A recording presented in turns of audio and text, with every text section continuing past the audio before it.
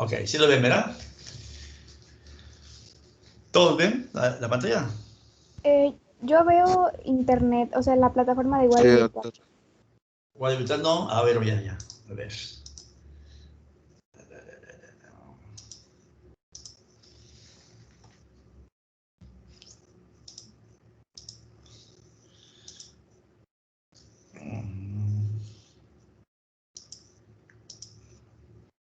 ¿Ahora sí? Ahora sí, doctor. Ok. Muy bien. Entonces, esta unidad esa clase es la parte de farmacodinamia, que ya saben que es la parte de la farmacología que estudia el mecanismo de acción. En muchos videos, cuando hablan del mecanismo de acción, o sea, como que lo más conocido es la interacción del fármaco con una proteína o un receptor. Y es que de alguna manera cuando se empieza a ver, se empieza a estudiar cómo actúan los fármacos, pues entonces tiene que haber alguna interacción de esa sustancia con el cuerpo y tiene que interactuar con el cuerpo. Entonces como que lo conocido fue primero en un receptor. Pero ya vieron ustedes que hay fármacos que no actúan a través de un receptor, que lo hacen a través de sus propiedades físico-químicas. Entonces le agregaron después la parte de acción específica a través de un receptor y acciones o efectos de los fármacos mediados por sus propiedades físico-químicas. Entonces fue ampliar un punto de vista de los fármacos, ¿no? De la farmacodinamia, ¿no? Entonces esta definición ya la hemos visto, ¿no? Que estudia el mecanismo de acción, las acciones y los efectos. El mecanismo de acción, siempre les he comentado que es algo de lo que más preguntamos, lo que más nos gusta preguntar, porque mecanismo de acción implica que, para que tú sepas el mecanismo de acción, implica que sabes fisiología. Entonces, el mecanismo de acción, como dice el conjunto, es la conjunción de que estás hablando de fisiología, desde el punto de vista de fisiología, con tu concepto de farmacología. Si inhibe la enzima, si lo activa, si lo bloquea, y entonces estás hablando necesariamente de fisiología, ¿no? Entonces, así como siempre les comento, cuando vayan a clases, cuenten las siguientes clases y vean los fármacos, siempre digo, si no tienes tiempo de estudiarte, aprenderte todos los efectos adversos, cuando menos el mecanismo de acción, es seguro que te lo vamos a preguntar, ¿no? Entonces, cuando menos mecanismo de acción. Luego dice, las acciones y los efectos. Y lo vamos a ver más adelante. ¿Alguien me podría comentar qué diferencia hay entre acciones y efectos?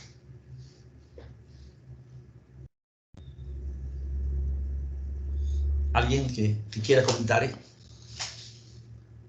Sí, bueno, pues decía que la acción era, pues, como bien acaba de comentar, ¿no? El mecanismo de acción, la manera en que modifica en el metabolismo celular, y el efecto, pues, sería la consecuencia de esa acción, ¿no? Lo que nosotros estaríamos viendo de No. o sea, como la manera en que se manifiesta esa acción, ¿no? Ajá. O sea,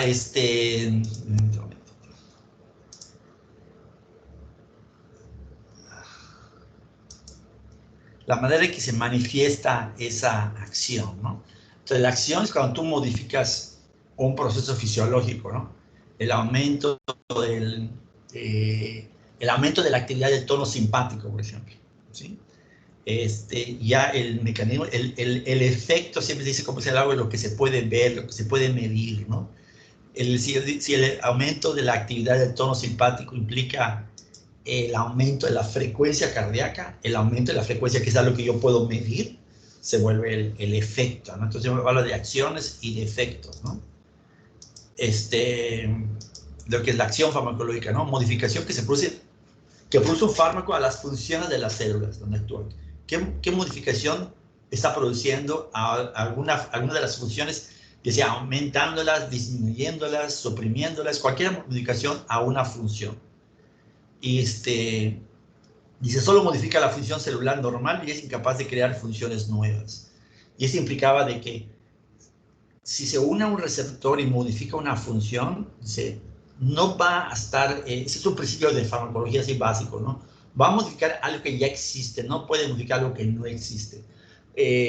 Por ejemplo, si hablando de por ejemplo, la marihuana, por ejemplo, si la marihuana es capaz de producir un cambio en un organismo, es porque existen receptores para la marihuana. ¿Sí? Entonces, no es porque nada más lo esté modificando, sino debe haber algún receptor, y primero pensando en que sea a través del receptor, y luego se conocen que existen receptores para la marihuana. Entonces, ¿por qué? Porque hay sustancias endógenas que tienen una estructura semejante a la marihuana y pueden reconocer los receptores. Vamos a entender, por ejemplo, si me ponen adrenalina y aumenta mi frecuencia cardíaca, es porque tengo receptores para la adrenalina. Entonces, si hay alguna sustancia que produce una modificación, por lo general se va a mediar a través de un receptor. Sí, cierto, puede modificarlo a través de sus pruebas físico-químicas, pero siempre dicen, debe haber alguna respuesta, algo que se debe estar activando, ¿no? Entonces, se modifica una acción, sería la parte de la... Se modifica una función, sería la parte de la acción. Dice, ese conjunto de procesos ejercidos por el fármaco a nivel molecular para modificar la función, la acción farmacológica. Todo esto, lo que una vez que llega la sustancia al receptor en todos los cambios, va a estudiar la acción y la forma en que lo hace, pues sería el mecanismo de acción. ¿Sí? Y bueno, vean cómo el doctor Conger, voy a insistir, no crea funciones, únicamente modifica funciones. Las que ya existen van a ser modificadas. Y efecto de respuesta es la manifestación de la acción del fármaco, el cambio funcional producido por la acción de un fármaco. Otra definición, que a veces pone el principio de varias definiciones, la manifestación del cambio funcional. El cambio funcional es la acción. ¿Cuál es la manifestación? Dice que se puede observar y se puede medir. Entonces aquí tiene un trazo de frecuencia cardíaca, presión arterial. Dice aquí esta es presión arterial sistólica y diastólica, por ejemplo. Vean cómo aumenta aquí. De repente tiene esta presión, está por debajo de 140 y 80, ¿no? 140, 130, 80 más o menos. De repente como que sube y luego baja, se amplía, ¿no? La presión de pulso aumenta. Y vean la sistólica, bajó mucho la presión diastólica, ¿no? Se va a 40. Entonces, ¿puedo ver cambios en la presión arterial? Sí, ese sería un efecto. Si yo mido las veces que está cada momento en sístole debido a una contracción y veo que aquí se separan los puntos del sistólicos, quiere decir que la frecuencia cardíaca disminuye, pues quiere decir que la frecuencia cardíaca está disminuyendo. ¿Puedo cuantificar el efecto de la frecuencia cardíaca? Entonces es un efecto. Entonces, a veces en el examen les ponen situaciones en las cuales van a preguntar, ¿esta es una acción o es un efecto? ¿Lo puedo medir? ¿Es algo que yo puedo cuantificar, observar y ver? Es un efecto o respuesta. ¿Es la modificación de una función? Es una acción. ¿Sí? Entonces, para poder distinguirlo, ¿no? Entonces, en los efectos terapéuticos, o sea, todos aquellos que de alguna manera... Pues, una duda, doctor. Sí, sí. Bueno, ahorita que menciono este concepto, por ejemplo, la saturación de un sistema, ¿se podría medir? ¿Sería una acción o efecto? ¿Cómo que ejemplo? Saturación de un sistema, ¿cómo que? Por ejemplo, el de la glucosa en los túbulos renales. Digamos, la acción pues sería el transporte, ¿no? Pero pues se puede saturar y se puede medir la saturación de ese sistema, ¿no? Tú lo medirías, lo que podrías medir es la cantidad de glucosa en la orina, por ejemplo. Si se satura el sistema y el nivel de glucosa aumenta en la orina, pues sí, ese sería el aumento de glucosa en la orina, sería el efecto. ¿Sí? El aumento, la función de la reabsorción de la glucosa es sobrepasada, ya no se absorbe toda la glucosa, porque está saturado el sistema, sería la acción. Y la consecuencia de que ya no reabsorbe la misma cantidad de glucosa o que aumente la cantidad de glucosa eliminada en la orina sería el efecto, porque es lo que puedes medir. Como tú dices, si yo puedo medir la saturación, ¿no? Si tú puedes medir la saturación en momentos determinados que tengas la forma de hacerlo, pues entonces ya se vuelve el efecto. ¿Sí? Pero digamos, a nivel clínico en el hospital, ¿no? Pues lo que tú vas a ver es el nivel de glucosa.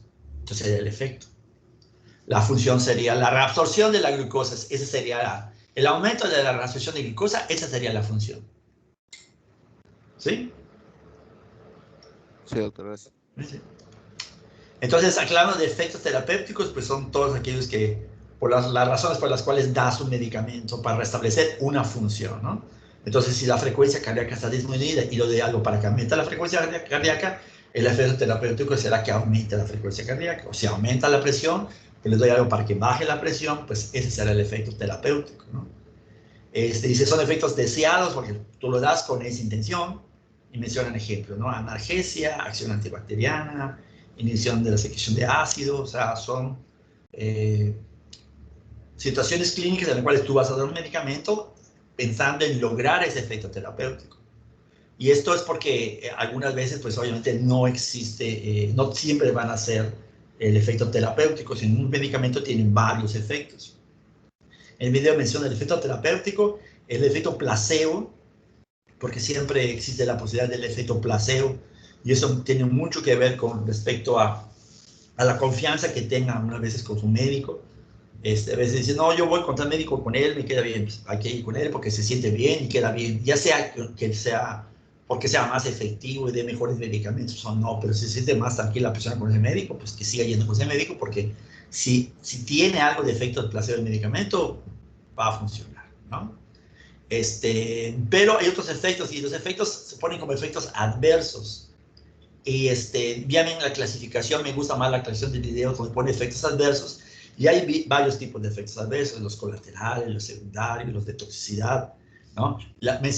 Hay otras clasificaciones que ponen efecto idiosincrático, ¿no? La idiosincrasia del paciente, y es una manera en la cual en un principio nosotros lo aprendimos, de cuando ¿a qué se debe este efecto?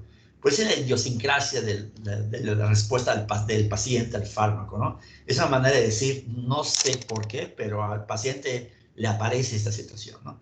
Entonces empezaron a estudiar mucho de las reacciones adversas.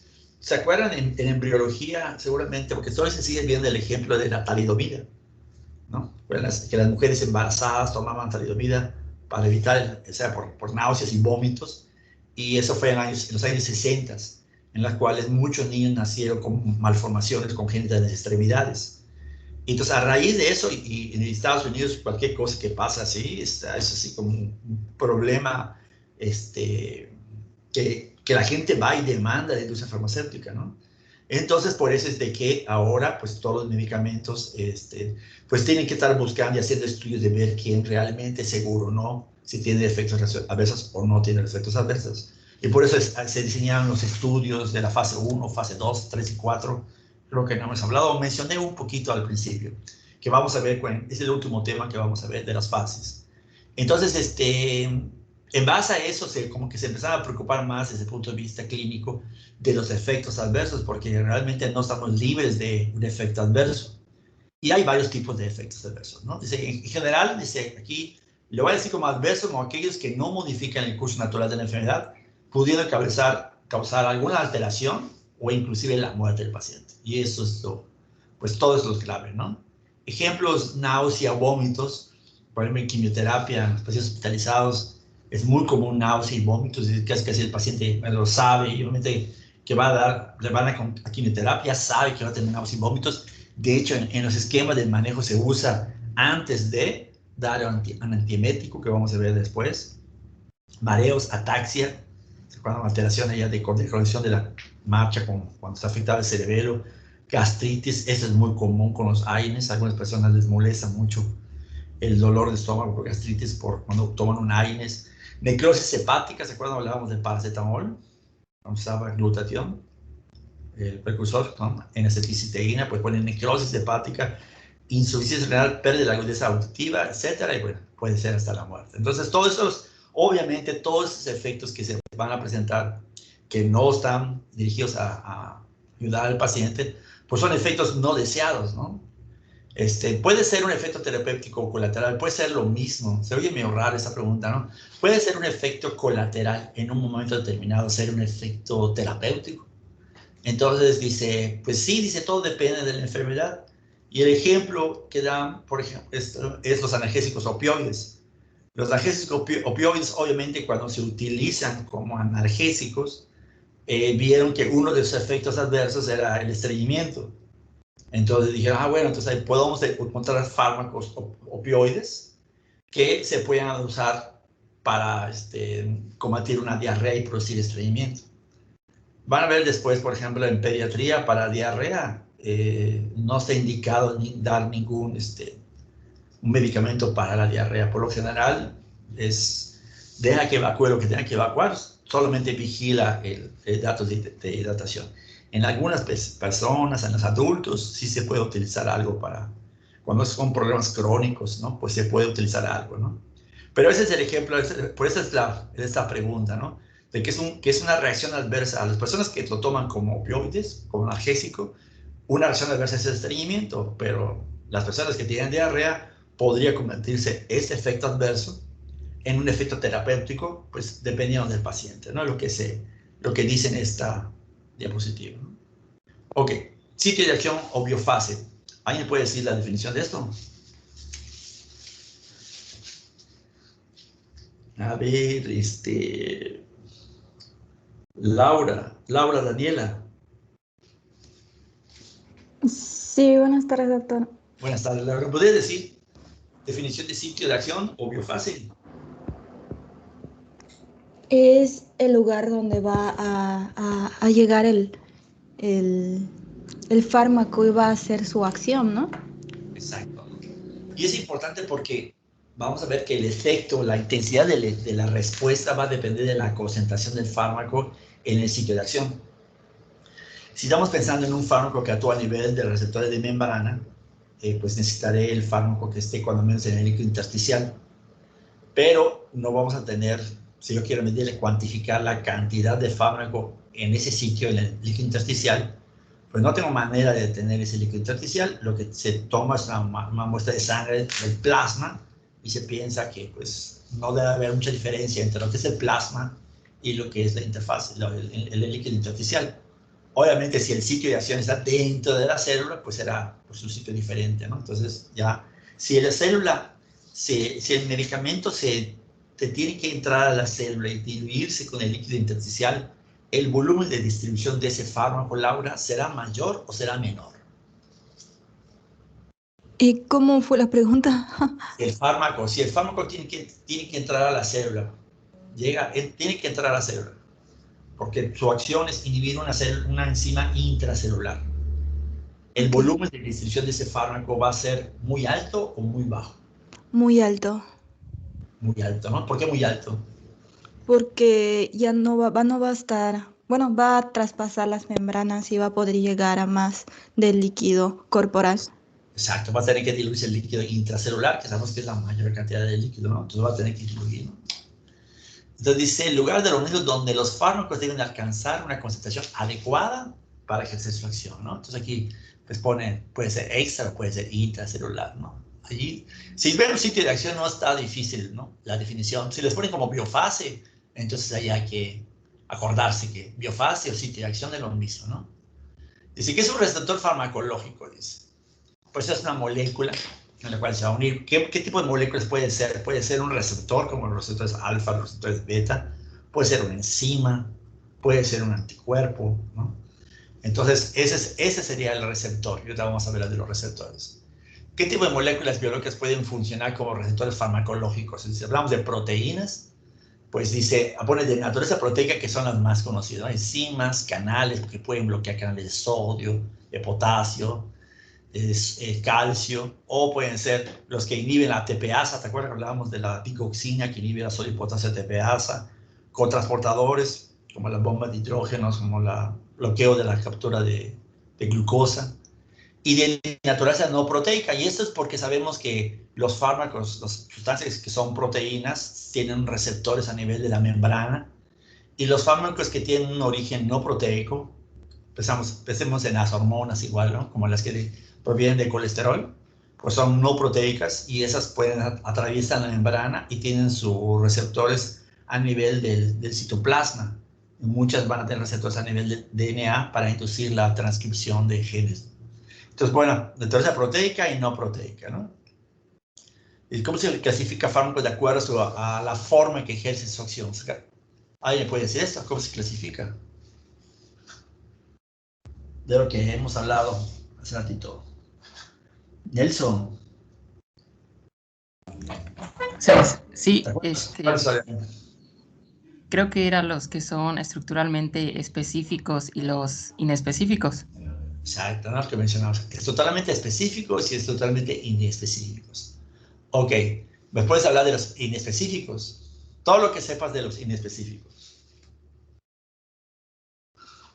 Pues mencionaba que los inespecíficos, pues sus actividades biológicas derivan de sus propiedades físico-químicas y que actúan también a dosis altas y pues sus estructuras químicas son diferentes y no tienen relación, a diferencia de los específicos que sí.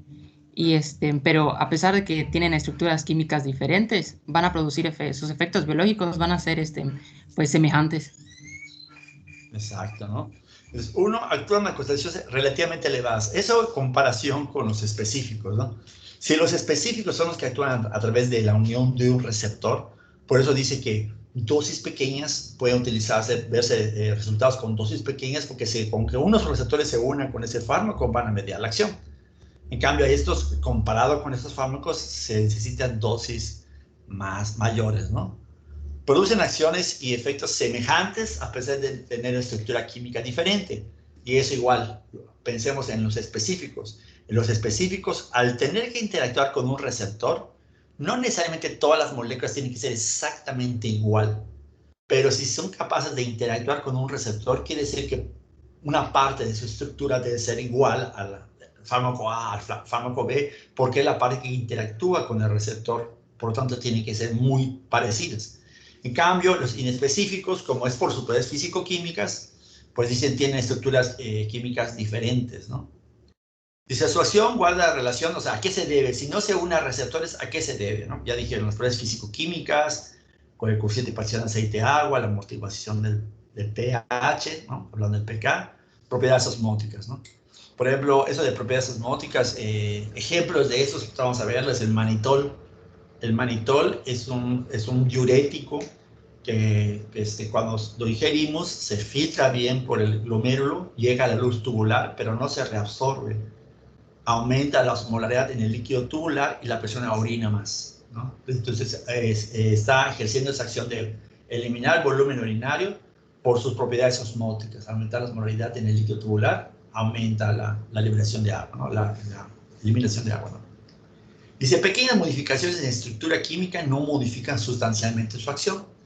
Y es igual, pensemos que la parte del molécula que se une al receptor y que va a mediar la acción intrínseca tiene que tener unas características físicas así muy específicas que puedan interactuar con el receptor. Si ustedes modifican un fármaco que no actúa de esa manera, pues no va a haber problemas. Todo eso está en base a lo que se observó después con los fármacos estructuralmente específicos, ¿no? Vean cloroformo, ciclopropano, alotano, éter dietílico, ¿no? Todos esos fármacos son anestésicos generales y tienen una estructura química diferente. Entonces, su mecanismo de acción es a nivel de las membranas celulares, alterar la conducción hacia las membranas celulares, y por lo tanto, por eso es que van a producir anestesia, ¿no? Dice, su potencia se incrementa al aumentar el coeficiente de partición aceite-agua. ¿Qué significa que aumente el coeficiente de partición aceite-agua?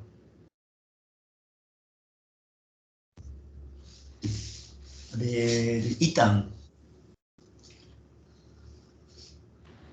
Disculpe, ¿puedes repetir la pregunta? Sí, ¿qué significa que te dice su potencia se incrementa al aumentar el coeficiente de partición aceite-agua? Pues supondré que, como había mencionado en las anteriores clases, que si aumenta el coeficiente de aceite-agua, si vea que pueden pasar más fácilmente por la membrana lipídica de las células. Y me imagino que como pasa más, pues la potencia o el efecto va a ser mayor. O sea, que se vuelve, al pasar, ¿qué significa? O sea, pasan más fácilmente a través de las membranas celulares.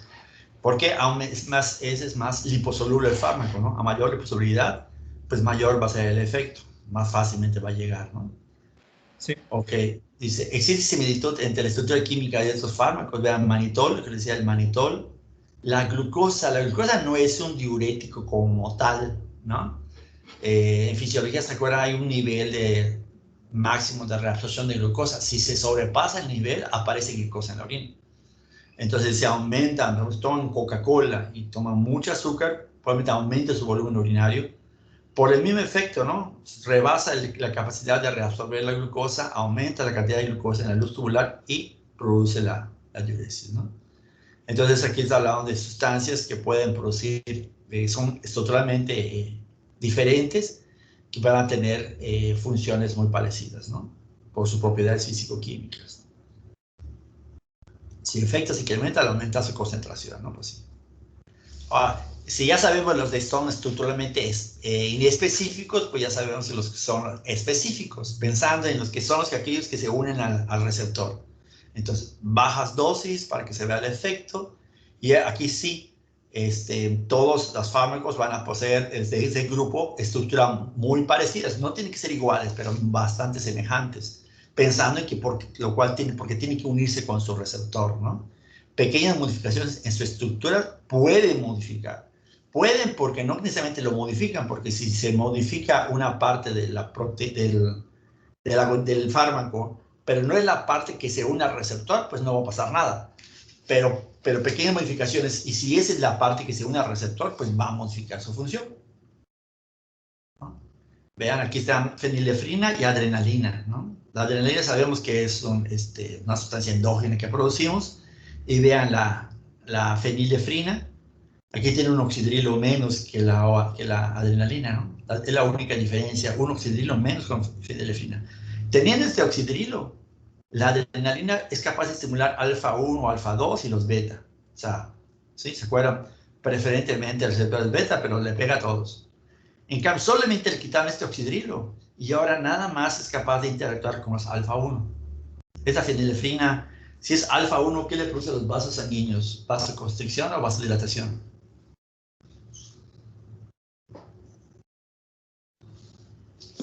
Vasoconstricción, ¿no? Vasoconstricción, exactamente, ¿no? En los fármacos que se dan para, por ejemplo, cuando tienes catarro común y pones gotas nasales, muchas veces tienen fenilefrina, que lo que hace es una vasoconstricción para disminuir la vasodilatación y producir disminuir el edema de la mucosa y el moqueo, ¿no? Si una persona es hipertensa y le pones fenilefrina en las gotas, ¿qué crees que le pasa a la presión arterial? ¿Baja o sube? ¿Cuál? Aumenta. Aumenta la presión arterial. Algunas veces pacientes que están grandes y de repente tienen catarro y le dan sus gotitas, no pensamos o no sabemos que está tomando antihipertensivo, le dan estas gotitas y el paciente empieza a tener hipertensión porque esta es una sustancia vasoconstrictora, ¿no? Si están jóvenes y tienen manera de controlar y no son hipertensos, no les afecta gran cosa, ¿no?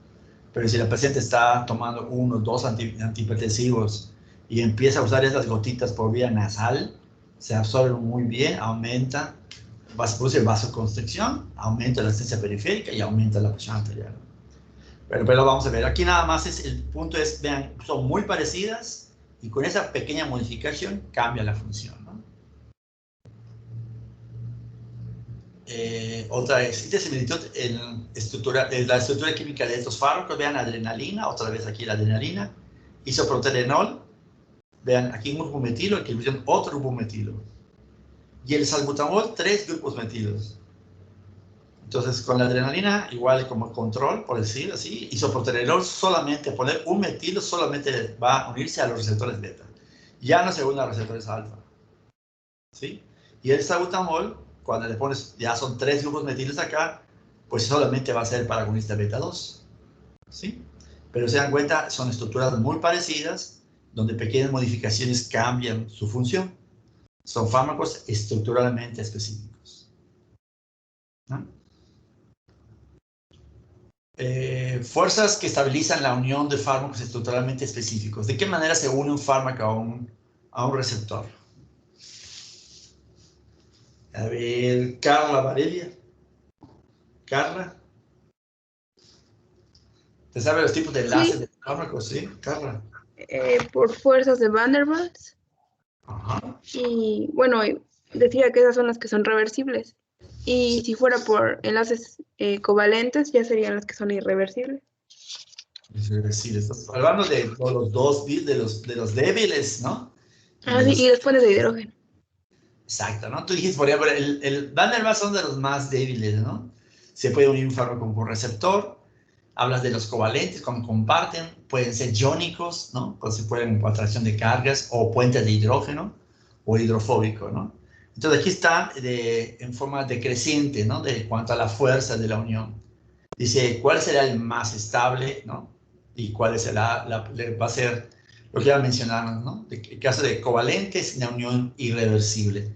Eso es importante por el hecho de que el concepto de que vamos a ver después de antagonista competitivo. Cuando dice, ¿este fármaco es competitivo o no competitivo? Entonces, cuando es competitivo, el concepto inicial fue de que es capaz de desplazar el agonista y utilizar el sitio de acción, el sitio de unión de un fármaco, ¿sí? Yo en clase me lo imaginaba así como, imagínense que están en la clase, ustedes están sentados en su salón, 25 salones, cada silla es un receptor, ¿sí? Entonces, y ustedes son los agonistas que se unen con el receptor, están sentados en la silla, ¿de acuerdo? Ahora, el hecho de que ustedes puedan sentarse y pararse fácilmente, pues implicaba que alguien puede venir y quitaros de la silla sin ningún problema y sentarse. Pueden competir con ustedes por el lugar de las sillas. Si vienen, no sé, yo me ponía a los de leyes, por decir alguna escuela, ¿no? Vienen, ustedes son 25, llegan 100 alumnos de leyes, pues probablemente se queden 2, 3 en medicina sentados, pero puede ser que los de leyes nos quiten, nos desplacen 27 sillas, porque pueden competir y el sitio de unión puede separarse. Pero ahora, si se forma un enlace covalente, imagínense que se quedan pegados ustedes a las sillas, pues sigue siendo competitivo, porque el concepto de competitivo es de que se una el agonista en el fármaco, por decir agonista, en el sitio de acción donde se une el agonista normalmente. ¿Sí? Piensa en la parte de la silla donde se sienta, esa sería la parte. ¿Sí? Y dice, por eso se llama competitivo, pero si el enlace que forma el fármaco con el receptor comparten un electrón y ya no se pueden separar, aunque yo aumente la cantidad del fármaco para que yo lo desplace, no lo puedo separar. Parecería que no es competitivo, porque el concepto de competitivo es que puede aumentar el agonista y quitar al fármaco original. Pero al formarse un enlace covalente, se dice es competitivo, pero es insuperable. O ¿cómo explico que sea competitivo y no se pueda revertir por aumentar la acción del fármaco? ¿Por qué? Porque el enlace que se formó es un enlace covalente y por lo tanto habría que esperar que se formen otros receptores para ver la respuesta. ¿Sí? Entonces esto lo vamos a ver y les voy a preguntar por qué es irreversible y la explicación sería por el enlace que forma. Entonces, si un fármaco no forma enlaces covalentes, forma cualquiera de estos, pues entonces sí se puede desplazar. Sí, sí puedo yo aumentar el fármaco para desplazarlo, ¿no? Por ejemplo, si yo uso si hay una intoxicación, ¿se acuerdan? Por órganos fosforados, inhibe la acetilcolinesterasa, hay mucha acetilcolina. La acetilcolina no forma uniones covalentes con el receptor. Entonces yo puedo darle un antagonista que se una al receptor de la acetilcolina y evitar que se esté estimulando las células de la placa neuromuscular. Y bueno, en este caso serían los otros receptores muscarínicos para evitar los efectos tóxicos por el exceso de acetilcolina. Entonces la atropina está compitiendo con la unión de la acetilcolina. ¿Me explico? Entonces, ¿por qué? Porque la acetilcolina no forma enlaces covalentes. Entonces aquí es nada más tener en cuenta esto, ¿no? ¿Qué se requiere para que pueda actuar las fuerzas de atracción entre un fármaco y un receptor? ¿No? Pues para que pueda unirse el fármaco receptor, habla de la complementariedad estructural. O sea, una manera simple de ponerlo es que se pueda complementar el receptor con el fármaco, ¿no? Aquí ven como un cuadrado, aquí un triángulo y aquí pues parece un triángulo pero de diferente manera, ¿no? Pues aquí tenemos 2 triángulos, ¿no? Por así decirlo. Entonces, obviamente el fármaco aquí no puede tener esa complementariedad de interactuar, sino simplemente hace que ese fármaco solamente se pueda unir a este receptor. Entonces tiene que haber esa interacción y esa complementariedad estructural del fármaco, ¿no? Ok. Algunas teorías propuestas de la interacción fármaco-receptor. ¿Leyeron algunas teorías? Sobre los nombres. Sí, doctor, como la teoría de la ocupación, La teoría de la la ocupación. de la velocidad, ensamble inducido y una de alteración molecular. Exacto. Macromolecular, perdón. Entonces, de todas esas teorías, ¿no? Pues se menciona, al principio es como mencionar qué se ha propuesto, de qué manera va a interactuar el fármaco con el receptor. Pero digamos que la que ahorita se acepta es la teoría de la ocupación. ¿Y qué dice la teoría de la ocupación? ¿Alguien que me pueda decir? Sí, que por ejemplo, perdón, el efecto máximo de un fármaco va a ser cuando los receptores estén ocupados y va a ser proporcional a estos. Ok, pero luego el libro menciona, se dieron cuenta que no siempre era así. En un principio dice, mientras más receptores se ocupen, mayor será el efecto. Pero luego vieron que algunos medicamentos no cumplían con esa teoría, que podían darse fármaco que se uniera al receptor, pero que la respuesta no era igual, no era la máxima que uno podría esperar. Y a eso lo que hicieron allá fueron modificar la teoría de la ocupación. ¿Alguien leyó la teoría de la ocupación modificada?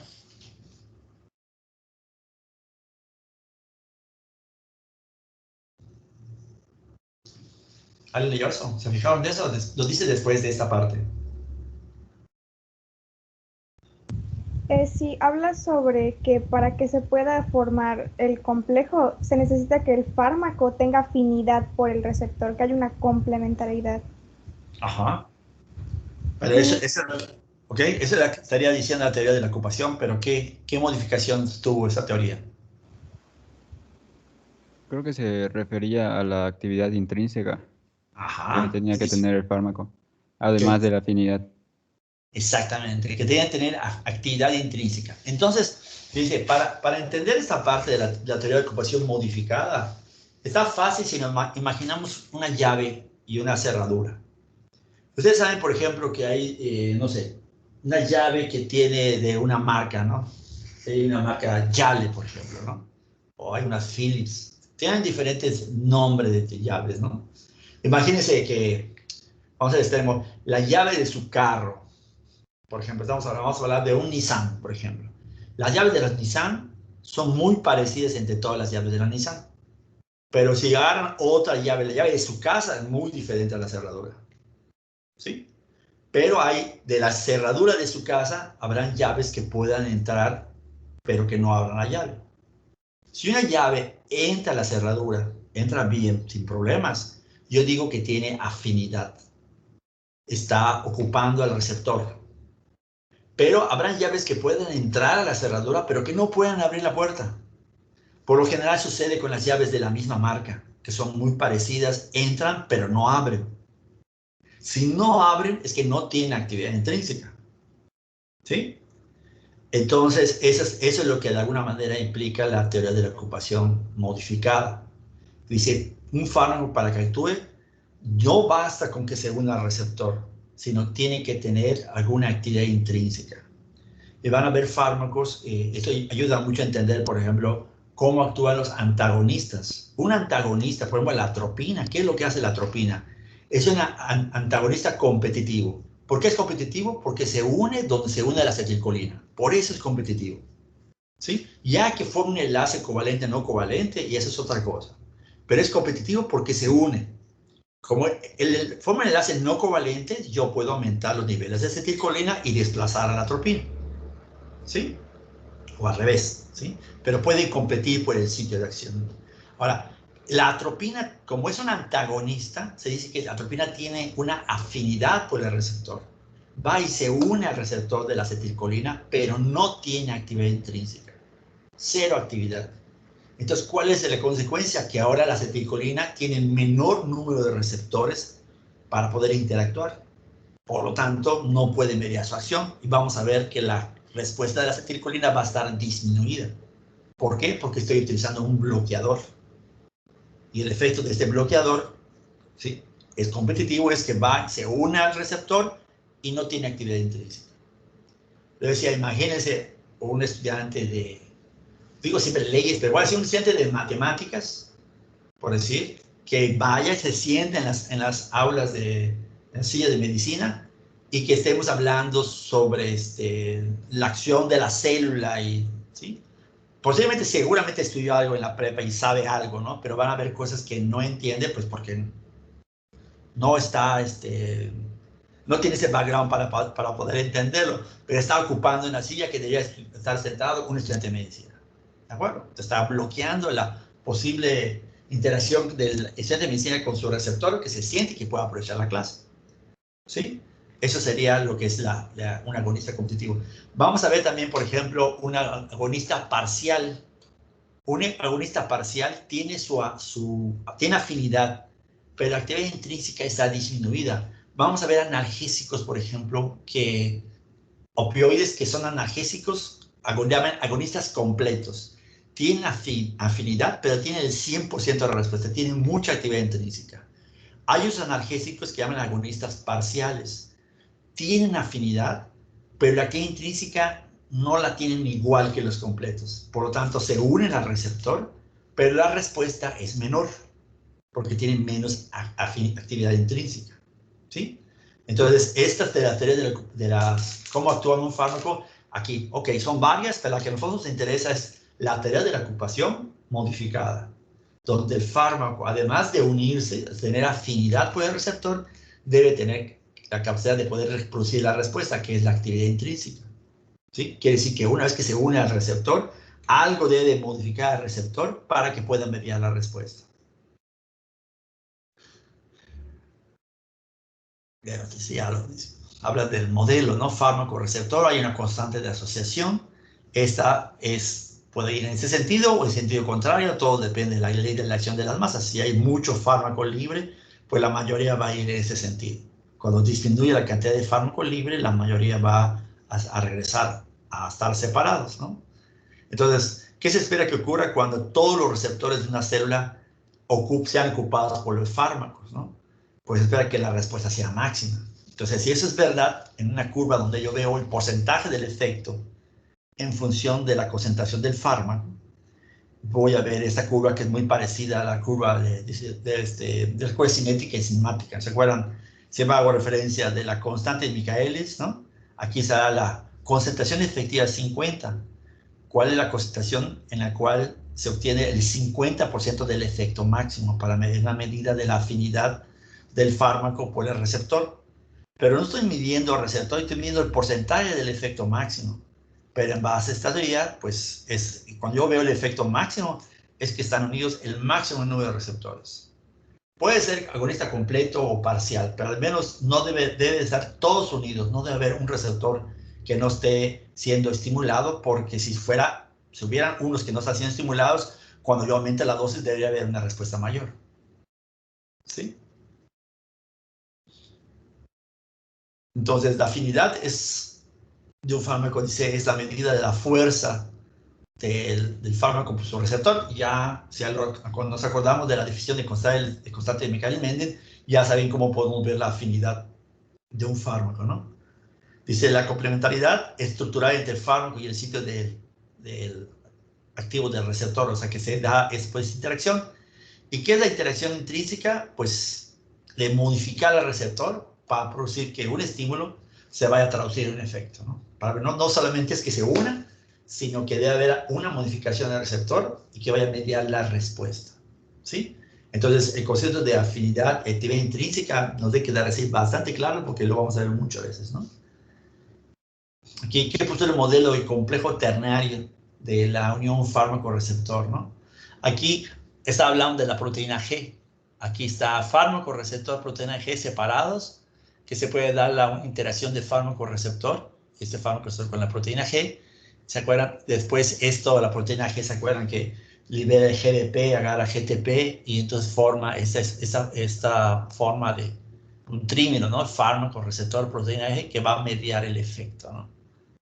Entonces, aquí lo interesante de esta parte, fíjense, para sacarle provecho a esta gráfica, es esto, vean, efecto basal constitutivo. ¿Alguien leyó qué es esto? Porque esto es lo clásico, ¿no? Aquí están separados, se une al receptor, y hay una constante, le llaman la constante A, ¿no? Alfa A, dice, donde se va a dar esta unión de alta afinidad, y esto va a efecto inducido. Pero aquí pone algo diferente, vean. El fármaco separado del receptor, y el receptor está unido a la proteína G, y es efecto basal constitutivo. ¿Qué significa esto? A ver, Carlos Alberto.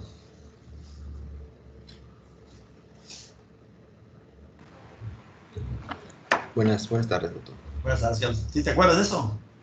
Recuerdo haber leído un poco sobre esto, la verdad, y creo que se refería al hecho de, pues creo que es la forma en la que va a estar el receptor acoplado a una proteína G cuando no esté presente el fármaco, cuando no esté estimulado. Creo que se refiere a esa parte, ¿no? Pero ve que dice efecto basal. Hay un efecto. ¿Se acuerdan? Definimos acción y efecto, efecto o respuesta. Y está separado el fármaco del receptor. No está unido fármaco-receptor, pero aquí están separados, se une al receptor, y luego ese receptor activa proteína G y va a dar el efecto inducido. Habla de un efecto inducido por la unión del fármaco con el receptor acoplado a proteína G, efecto inducido. Pero aquí está diciendo que el fármaco libre, separado del receptor, pero el receptor unido a la proteína G, hay un efecto basal. Sí. Basal. ¿Qué Se significa? refiere, o sea, se refiere como a lo que sea la definición de, pues, por ejemplo, que los tipos de fármacos solo lo único que hacían era modificar la función o el metabolismo de una célula, ¿no? O sea, en el sentido de que, pues, hay un efecto que ya de por sí se está dando, lo que hace el fármaco es inducir un efecto distinto al unirse, ¿no? O sea, es como actúa normalmente ese complejo sin la unión del fármaco. Pero no está hablando de que no existe está hablando de que no existe aquí el agonista. No es que no hay fármaco, pero el agonista está unido, no. Sino aquí que el receptor libre, por ejemplo, si estás pensando que aquí es adrenalina, ¿no? Fármaco es adrenalina. Pues debe haber adrenalina aquí unida al receptor, ¿no? Pero no es eso. Sí es cierto lo que tú dices de que hay, pensando en la adrenalina, hay adrenalina que puede estar mediando el efecto.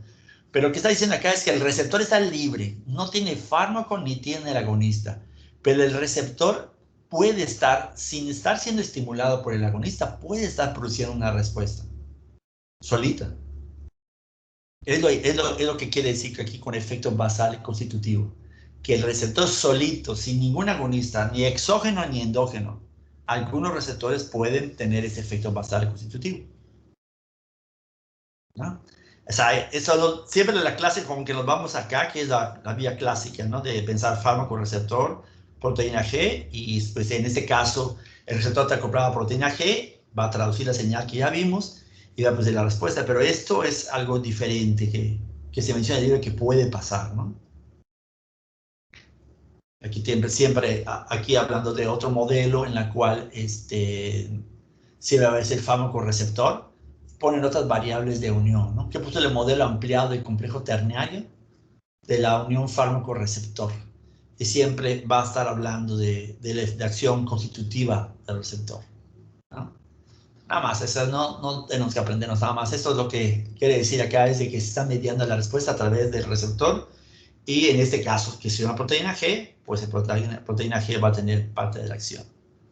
Aquí es algo igual interesante, es poner un receptor beta, donde uno piensa, por ejemplo, la unión de receptores beta para producir el efecto.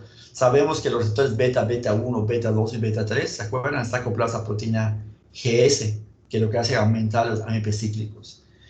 Sabemos que hay funciones del AMP cíclico que van a estar mediadas a través de membrana, los canales iónicos, pero también parte del AMP cíclico puede hacer que se vaya hasta la transcripción de genes, ¿no? Entonces aquí lo que está diciendo acá es que este receptor tiene dos sitios de agonistas diferentes, ¿sí? Vean, agonistas de este lado pueden unirse aquí a este receptor y estos otros agonistas pueden unirse a este otro sitio, ¿no? Entonces eso es como modelo de interacción fármaco-receptor y esos agonistas pues solamente específicos para esa parte del receptor, ¿no?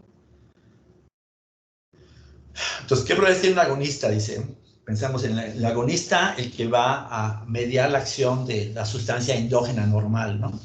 Se une al sitio activo del receptor, modificando su conformación y desencadenando un efecto. O sea, tiene afinidad y tiene actividad intrínseca, ¿sí? O sea, por ejemplo, si yo digo el salbutamol es un agonista beta 2, ¿qué quiere decir? Que el salbutamol se une a los receptores de noradrenalina en las células del músculo lisobronquial y no solamente se une, sino es capaz de inducir la producción de AMP cíclico para que busque la relajación del músculo liso. En este caso, el asmático, el efecto va a ser aumento, ¿te acuerdan en fisiología de volumen expiratorio forzado en el primer segundo? Que era la cantidad de aire que se expira en el primer segundo, por ejemplo, en 70-80% de todo lo que expiramos en el primer segundo es una medida del broncoespasmo, ¿no? Entonces puedo medir eso y ese sería el efecto, ¿no? Pasa más cuantitativo. Tiene afinidad y actividad intrínseca, ¿no? Lo que ya habíamos mencionado de un agonista. Ok, agonista inverso. ¿Alguien me puede decir? Agonista inverso. A ver, Job. ¿Qué te sabes de agonista inverso, Job? Sí, doctor. ¿Sí? Al igual que el agonista, también tiene afinidad y actividad intrínseca, pero la diferencia es que esa actividad intrínseca es contraria a lo que realiza un agonista normal. Exacto. Es agonista. ¿Por qué es agonista? Porque se une al sitio donde se une normalmente el agonista, por ejemplo. Por eso es agonista, porque en el sitio hay fármacos que son antagonistas que se unen a un sitio diferente de donde se une el agonista. Pero esos son antagonistas no competitivos. ¿Por qué? Porque van y se unen a un sitio diferente al receptor y modifican el sitio donde se une el agonista.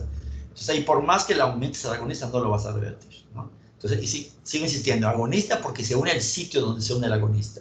Y inverso, ¿por qué? Menciona el libro, por ejemplo, los beta bloqueadores, ¿no? Los beta bloqueadores, inicialmente dijeron, ¿cómo actúa un beta bloqueador? Pues es un antagonista. Es un antagonista competitivo, va y se une al sitio de la noradrenalina en el corazón y evita que actúe la noradrenalina y por lo tanto la frecuencia cardíaca baja. Y ese es el concepto inicial del propanolol, de los beta bloqueadores.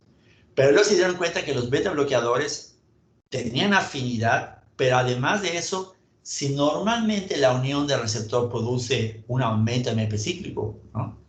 Y el bloqueo una disminución del AMP cíclico, pues cuando se unía el agonista, pues producía aumento del AMP cíclico.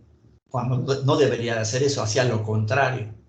Pero, ¿sí? Entonces, si hace lo contrario, entonces se considera como un agonista inverso, ¿sí? La acción que está ejerciendo es contraria a lo que es el resultado normalmente del agonista por ese receptor. En este caso, ese receptor que debería aumentar los niveles de AMP cíclico, al unirse el propanolol, lo que hace es disminuir la actividad de AMP cíclico. Entonces, quiere decir que está disminuyendo la frecuencia cardíaca, pero no solamente por bloquear al receptor, sino porque está induciendo que ese receptor haga lo contrario que normalmente hace cuando se usa la noradrenalina. ¿Sí? Dice tipo particular de agonista, que al unirse al receptor, por eso es agonista, reduce su actividad basal, produciendo un efecto opuesto al del agonista. Tiene afinidad y actividad intrínseca. Si tiene afinidad, por eso se une, y tiene actividad intrínseca porque modifica una respuesta, ¿no? Va a ser un cambio, no es como el ejemplo del antagonista, que tiene afinidad, pero no tiene actividad intrínseca, ¿no? Su efecto se manifiesta en ausencia del agonista. Y es porque el efecto del antagonista, para que yo vea un efecto de algo que estoy bloqueando, pues tiene que estar en presencia del agonista. En este caso no tiene que estar el agonista, solamente que se una a este fármaco receptor es capaz de a partir de esa unión, como tiene actividad, modificar la respuesta. Dice, de acuerdo a su eficacia para producir un efecto de los agonistas, son agonistas completos. Dice, su eficacia para producir su efecto es máxima cuando se compara con otros. O sea, obviamente tiene afinidad, pero el efecto va a ser mayor. A eso le llama agonista completo. Dice, su efecto máximo es mayor que los agonistas parciales. Un agonista parcial obviamente tiene afinidad. El problema no es que se una poco al receptor, tiene afinidad, pero su eficacia, o sea, la actividad intrínseca, es menor que los agonistas completos. Bueno, hasta aquí voy a llegar, ahorita voy a leer la última parte. Esto de que sea agonista con menor eficacia, tal vez ahorita no tenga tanto sentido el completo, incompleto, o parcial, pero cuando veamos analgésicos, hay analgésicos, obviamente hay, siempre que tenemos algún paciente con dolor, lo primero que usamos es un AINES, ¿sí?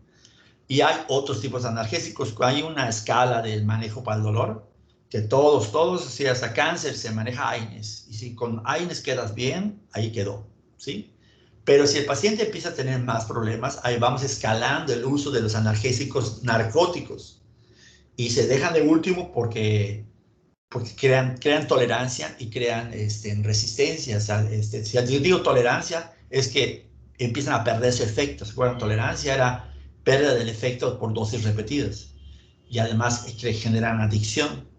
Entonces, ¿se usan? Sí se usan, pero hay que valorar el caso. Entonces, de los analgésicos narcóticos así fuertes, hay agonistas que son agonistas completos narcóticos y hay agonistas parciales. Entonces, puedo empezar con analgésicos de un agonista parcial, ¿sí? Y si con ese le quito el dolor al paciente, ahí la dejo. ¿Por qué no le doy de una vez el completo? Porque si con eso queda bien, ya está. Si el paciente genera tolerancia y ya no responde pues todavía tengo chance de darle el completo. Pero si de entrada ustedes dicen, no, yo voy a ponerle el completo para quitarle el dolor rápidamente. Ok, si es un paciente posoperado, lo va a usar 1, 2, 3 días, no hay tanto problema, ¿no? Pero si es un paciente que tiene cáncer y que va a estar 6 meses, 1 año posiblemente con tratamiento y le dan de entrada este agonista completo, pues va a generar tolerancia y al rato no se le va a quitar el dolor. Entonces, por eso se quita con AINES, ahí quedó. Necesito agonista parcial, le doy. No queda bien con agonista parcial, le doy agonista completo. Pero, si yo les digo, estoy tomando, no sé, ketorolaco. Ok, le estoy aplicando ketorolaco, pero como no se le quita dolor, le agregué ketorolaco más a un agonista parcial, ¿no? Le doy nalbufina. Es un agonista parcial. Pues le estás dando 2, uno esperaría que le quite más el dolor. Pero de repente pasa de que, ¿sabes qué? Ya no le quita dolor. Pues le voy a dar el agonista completo. Y cuando le dan los 2, no es tan bueno como que solamente le des el agonista completo. De hecho, si le estás dando un analgésico que es un agonista parcial y no queda bien, lo indicado es suspender el agonista parcial y darle el completo. ¿Por qué? Por la última parte de esta frase. Dice, comportarse como antagonista de estos. Un agonista parcial puede comportarse como un antagonista de un agonista completo. Y eso sí tiene aplicación clínica, porque les digo, si al paciente le das eso porque quieres quitar el dolor y le das los 2 analgésicos, pues no estás obteniendo el 100% de la respuesta. Y se entiende, ¿no? Si tienen, imagínense 100 receptores, para decirlo fácil, 100 receptores. Le doy el agonista parcial y estoy, no sé, estimulando los 100 receptores. Y tengo cierta respuesta para controlar el dolor y el paciente está bien, ¿sí?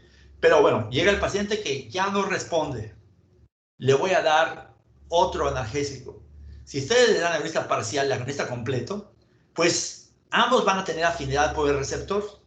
Y vamos a suponer que, así en el mejor de los casos, 50 receptores se unan el agonista completo, se unan a 50 receptores y otros 50 al agonista parcial. ¿Sí?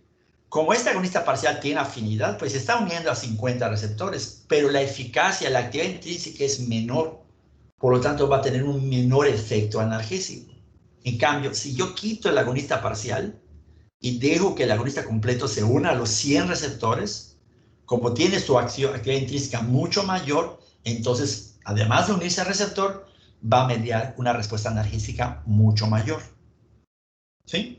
Por eso es de que un agonista parcial dice su eficacia es menor, por eso es parcial. Y se comportanse como antagonista de estos, antagonistas de los completos. ¿Sí? Por lo que acabo de mencionar. ¿Sí se entendió esta parte?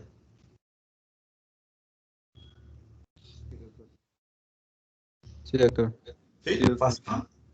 Ok, entonces es muy importante eso porque, vamos, si no nos fijamos de eso, y un agonista parcial, ¿cómo es que se comporta con un antagonista? Esta sería la explicación, ¿no? Dice, el efecto máximo es mucho menor que los agonistas completos. Bueno. Dice, ¿qué probabilidades tiene un antagonista competitivo? Vean, competitivo, antes competitivo era nada más el hecho de que el antagonista se una donde se une el agonista. Pero aquí le ponen ya, especifican que sea superable.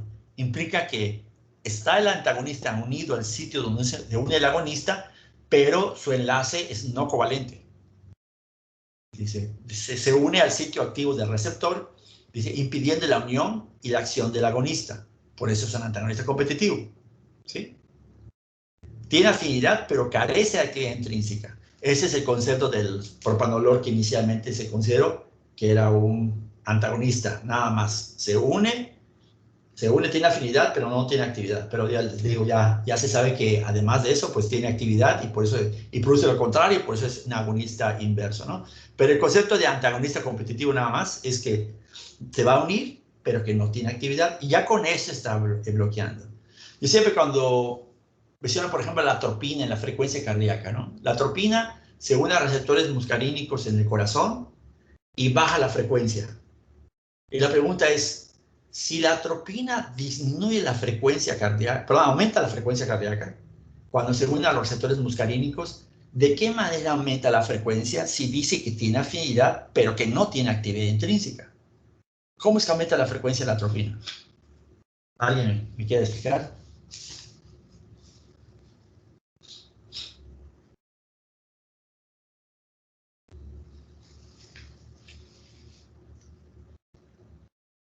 María Isabel.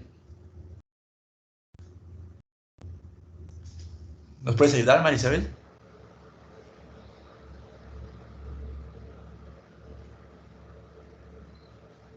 Sí estoy. Es que se me atoró la computadora. No, programa. Entonces, pues, ¿cómo explicas eso? Dice, la atropina aumenta la frecuencia cardíaca.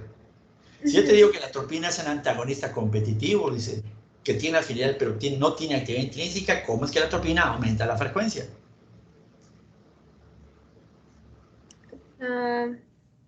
Aumentando la concentración del agonista. La atropina aumenta la concentración, produce aumento en la liberación del agonista. ¿Y del agonista de quién? ¿La acetilcolina? Sí, no estoy segura. No. La atropina lo único que va a hacer, tiene afinidad por el receptor.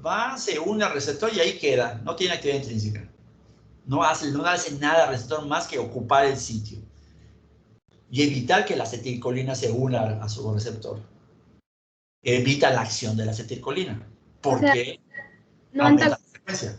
O sea, no antagoniza el sistema simpático. Estoy nerviosa, perdón. No antagoniza el sistema simpático. La atropina antagoniza el parasimpático. O sea que... Vas bien. O sea, bloquea al vago. Bloquea la inervación del vago porque bloquea los receptores de acetilcolina. Pero, ¿por qué aumenta la frecuencia entonces? Por la acción de la acetilcolina. La acetilcolina disminuye la frecuencia. Y lo que está haciendo la atropina es bloqueando la acción de la acetilcolina. ¿Ah? Piensa en todo el corazón. No nada más piensas en los receptores de la acetilcolina. Yo te estoy diciendo, el corazón está íntegro, está trabajando, tiene todo lo que tú sabes de fisiología, y te digo, la acetilcolina es un antagonista competitivo. ¿Cómo lo hace? Pues va y se une a los receptores de la muscarina en el corazón. Ok. Bloquea la acción de la acetilcolina. Ok. ¿Por qué aumenta la frecuencia? Si no tiene actividad intrínseca.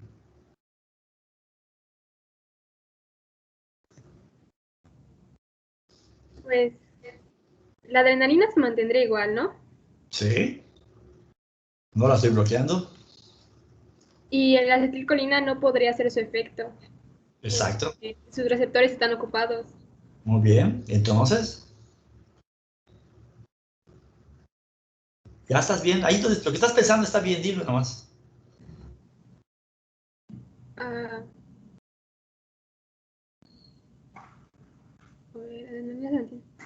Pues el vago, pues ya dijimos que se deprime. Pues sí. El vago, digamos que el vago no es que se deprima, sino simplemente ya pues, se libera acetilcolina. La acetilcolina no va a producir bradicardia, no va a producir que baje la frecuencia. Si no libera adrenalina, pues aumentaría la frecuencia. ¿Cómo aumenta la frecuencia? Porque pues solo está liberándose la adrenalina, o sea, la acetilcolina está inhibida. Exacto, entonces como se libera en la parte que baja la frecuencia y el simpático no está bloqueado, pues relativamente va a haber mayor cantidad de adrenalina. Y eso va a hacer que aumente la frecuencia. ¿Sí? Por eso, ¿verdad? Hay que considerar el corazón completo Y ya no nos parece extraño que diga, carece de actividad intrínseca. ¿No? ¿Y cómo es que actúa si no tiene actividad intrínseca? Ah, porque en el corazón estoy bloqueando los receptores muscarinos, pero no estoy bloqueando la liberación de adrenalina. ¿Sí? Y la adrenalina está... ¿Qué va a pasar a nivel intracelular? ¿Cuál va a ser el segundo mensajero que va a aumentar a nivel de corazón y va a aumentar la frecuencia cardíaca? El AMP cíclico. AMP cíclico, ¿no? Receptores beta, ¿no? Ok. Para que su efecto, hablamos de los competitivos, para que su efecto se manifieste tiene que estar presente el agonista. Si no hay acetilcolina y le pones atropina, pues no vas a ver el efecto de estar bloqueando la acción de la acetilcolina, ¿no? Se puede superar aumentando la concentración del agonista. O sea, si hay mucha atropina y tú quieres bloquear el efecto de la atropina, pues aumenta la secreción de acetilcolina. Dice, es lo que dice, será superable. ¿Y por qué se puede superar aumentando la concentración? Porque estamos hablando de un fármaco, un antagonista competitivo superable. ¿Y por qué se puede superar? ¿Por qué este sí se puede superar? ¿Cuál es la explicación? ¿Por qué se puede revertir si aumenta el agonista?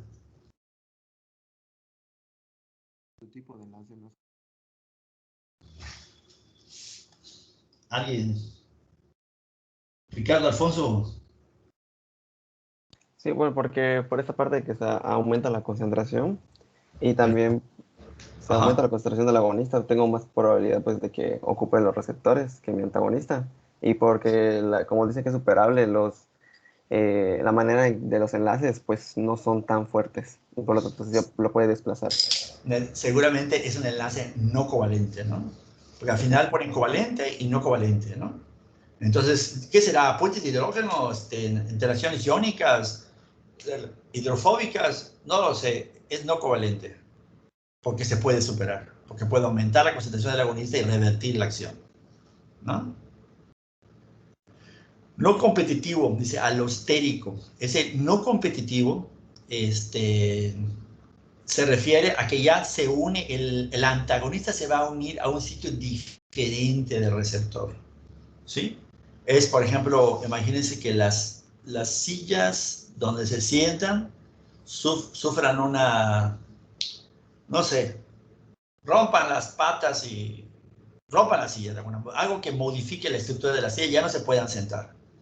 Por más que aumenten el agonista, por más que vayan estudiantes de medicina, no se van a poder sentar en la silla porque ya la forma de la silla ya cambió.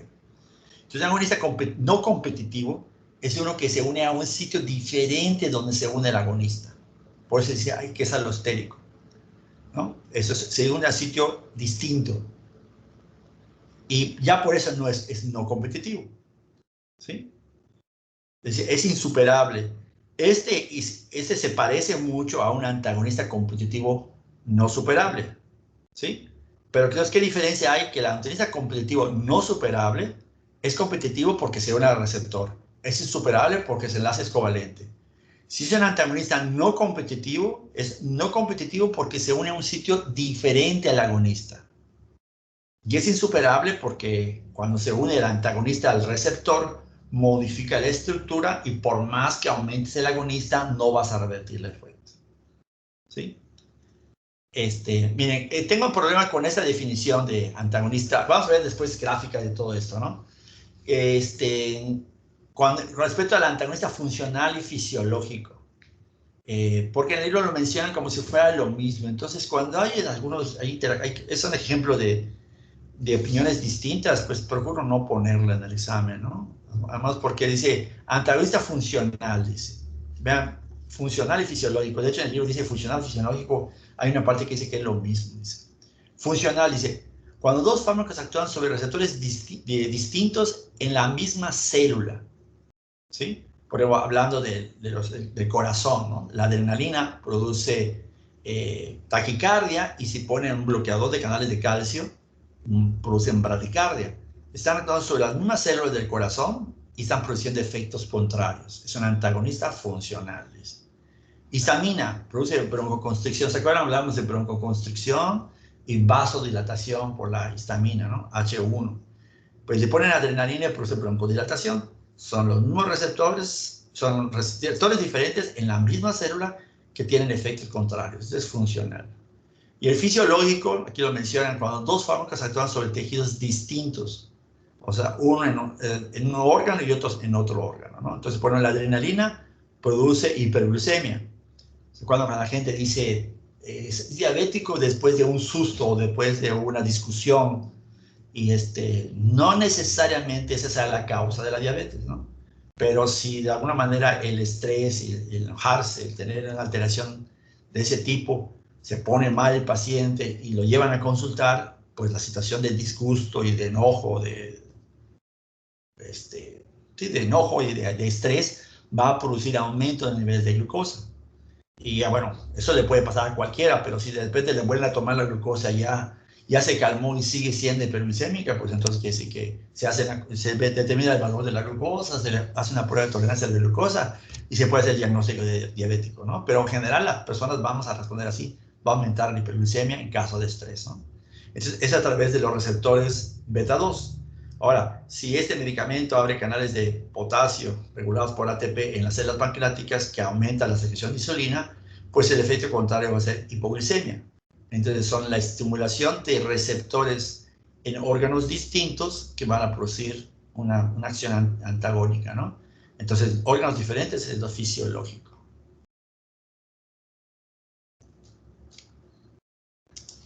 A ver, son las 2:30.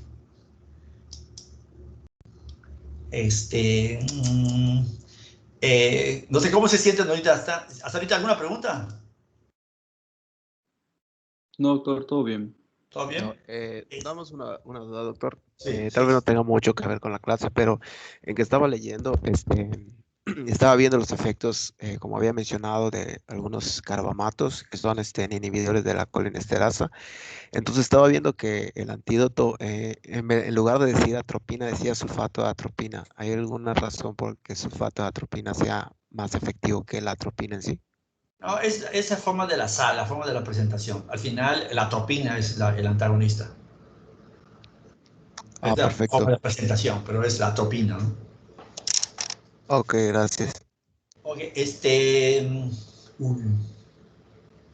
miren, esto de lo que les quiero proponer, con intención de poder responder ahora, ¿podemos avanzar la siguiente media hora con la siguiente clase? ¿No están cansados ni mareados? Sí, doctor. ¿Sí? Sí, yo no tengo problema, doctor. Ok. Entonces vamos a ver si es interacción de medicamentos, ¿no? Vamos a hacer.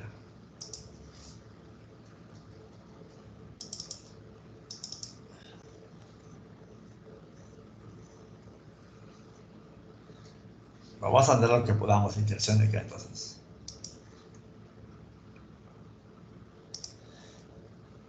Ok. Entonces, ya vimos un mecanismo de acción, fármacos totalmente específicos, inespecíficos, muy importante las diferencias entre uno y otro, ¿sí? Y definiciones de agonista inverso, antagonista, competitivo, no competitivo, y agonista alostérico, ¿no? Que es el no competitivo alostérico, ¿no? Entonces, esto tiene que ver un poquito con esto de interacciones farmacológicas, ¿no? Dice, ¿qué es una interacción? Pues, si yo doy más de un fármaco, pues puede haber una interacción, una modificación de un fármaco porque estoy dando otro medicamento. Puede ser, incluye modificaciones del efecto de un fármaco causado por sustancias presentes en los alimentos o bebidas. Puede haber modificación del fármaco por, no necesariamente otro fármaco, sino por algo que esté en los alimentos. Al final es una sustancia química que va a modificar al fármaco. Puede ser que aumente la cantidad de fármaco o puede ser que la disminuya. Puede ser que sea un antagonista o que puede ser que sea un sinergista, ¿no? Por ejemplo, ¿se acuerdan? Hablábamos del hierro. El hierro se debe tomar con el estómago vacío y si se toma con vitamina C, aumenta la absorción. Entonces, por lo tanto, si vitamina C con hierro, va a haber mayor cantidad de fármaco, a una misma dosis va a haber más fármaco en sangre y por lo tanto estaría funcionando como que estaría haciendo que la respuesta al hierro ingerido pues sea mucho mayor, ¿no? Sabemos que también hay veces que el medicamento con la alimentación puede disminuir, ¿no? Entonces, interacción farmacológica al final puede ser fármaco-fármaco o puede ser cualquier otra sustancia que pueda hacer que la respuesta sea más o sea menos, ¿no?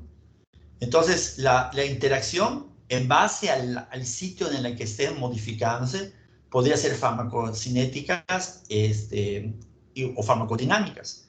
Por ejemplo, cuando hablaba yo del hierro con vitamina C, está aumentando la absorción, sería un sinergismo farmacocinético. Si lo que hace es inducir el metabolismo del fármaco para que se metabolice más rápidamente y disminuya su respuesta, sería un antagonismo, pero como es del metabolismo, sería farmacocinético. Si tiene que ver con el mecanismo de acción, ¿no? O su receptor o siendo agonista, mejorando la respuesta, puede ser un sinergismo o un antagonismo. Por ejemplo, la teofilina es un broncodilatador, inhibe la fosfodiesterasa. Entonces, inhibe la fosfodiesterasa, lo que hace es aumentar los niveles de AMP cíclico por un mecanismo diferente de estimular a los receptores beta, sino entrando a la célula, inhibiendo la enzima que degrada el AMP cíclico, pues estaría funcionando como un sinergismo, pero farmacodinámico. Es un mecanismo de acción, ¿sí? Entonces vamos a ver ejemplos farmacocinéticos y farmacodinámicos. Entonces, ¿cuáles son las interacciones farmacocinéticas? Son las que ocurren entre dos o más fármacos a nivel de su absorción, su distribución, su metabolismo y su excreción. O sea, que vayan a intervenir en las fases de la farmacocinética, ¿no? Entonces, por ejemplo, un fármaco reacciona químicamente con otro formando complejo insoluble que no se absorbe. Sería un ejemplo farmacocinética porque está afectando la absorción. Modifica el pH gástrico inhibiendo la disolución de otro fármaco, igual, de alguna manera igual sería en la absorción. Modifica la fracción ionizada de otro fármaco reduciendo su absorción. La modificación del pH también lo va a afectar. O la afectación de los transportadores, ¿no? De los aniones o cationes que tengan que ver con la absorción, pues va a ser parte de la absorción. Obviamente sabemos que para la excreción también hay transportadores. Si estos disminuyen el transporte o lo aumentan, pues sería un fármaco cinético, pero que estaría hablando de la afectación de la excreción del fármaco, ¿no? Induce enzimas intestinales y hepáticas, ya habíamos visto el mecanismo de primer paso, que en el hígado hay esto como P450 y proteínas que van a aumentar el metabolismo, ¿no? Dice, los antagonistas farmacocinéticos pueden ser indeseables, o sea, por lo general están afectando la absorción, el metabolismo, la excreción, la eliminación. Por lo general son indeseables, ¿no? Entonces, por ejemplo, de este antimicótico, ¿no? Antifúngico, dice, que requiere un medio ácido para disolverse en el agua, ¿no? ¿Qué ocurrirá si se administra por vía oral? Con omeprazol. ¿Se acuerdan? Vimos ese ejemplo, ¿no? De que requiere de la acidez, ¿no?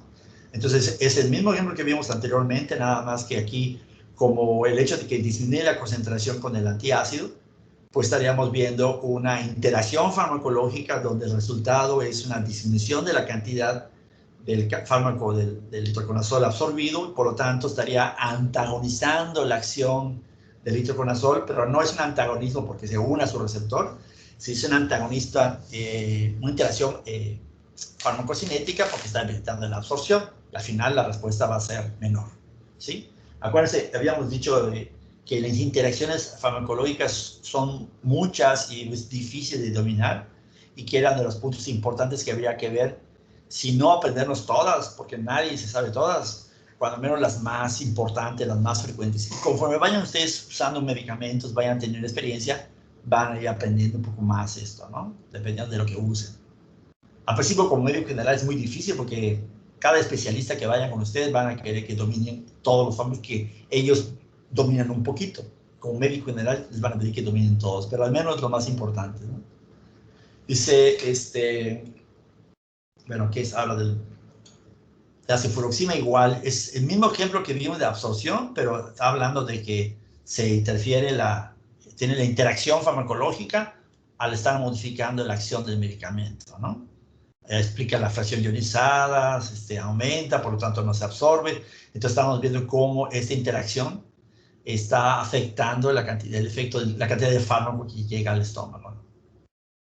La ranitidina inhibe la secreción gástrica, el bicarbonato amortigua la acidez. Aquí es antibiótico y el antibiótico más ranitidina. Aquí fíjense, si le doy el antibiótico más bicarbonato, vean, esta es la cantidad, y sobre el antibiótico aumenta. Entonces, cuando toman ranitidina, disminuye la cantidad de antibiótico, ¿no? Está explicando una interacción farmacocinética, ¿no? Entonces, si se dan cuenta, los ejemplos son muchos de los que ya vimos, y al final, ¿cómo identifico si es una interacción? Pues cuando estoy usando más de 2 fármacos. Puede ser con alimentos, pero aquí estamos hablando de fármacos, cuando más de 2, puede ser 2 o 3.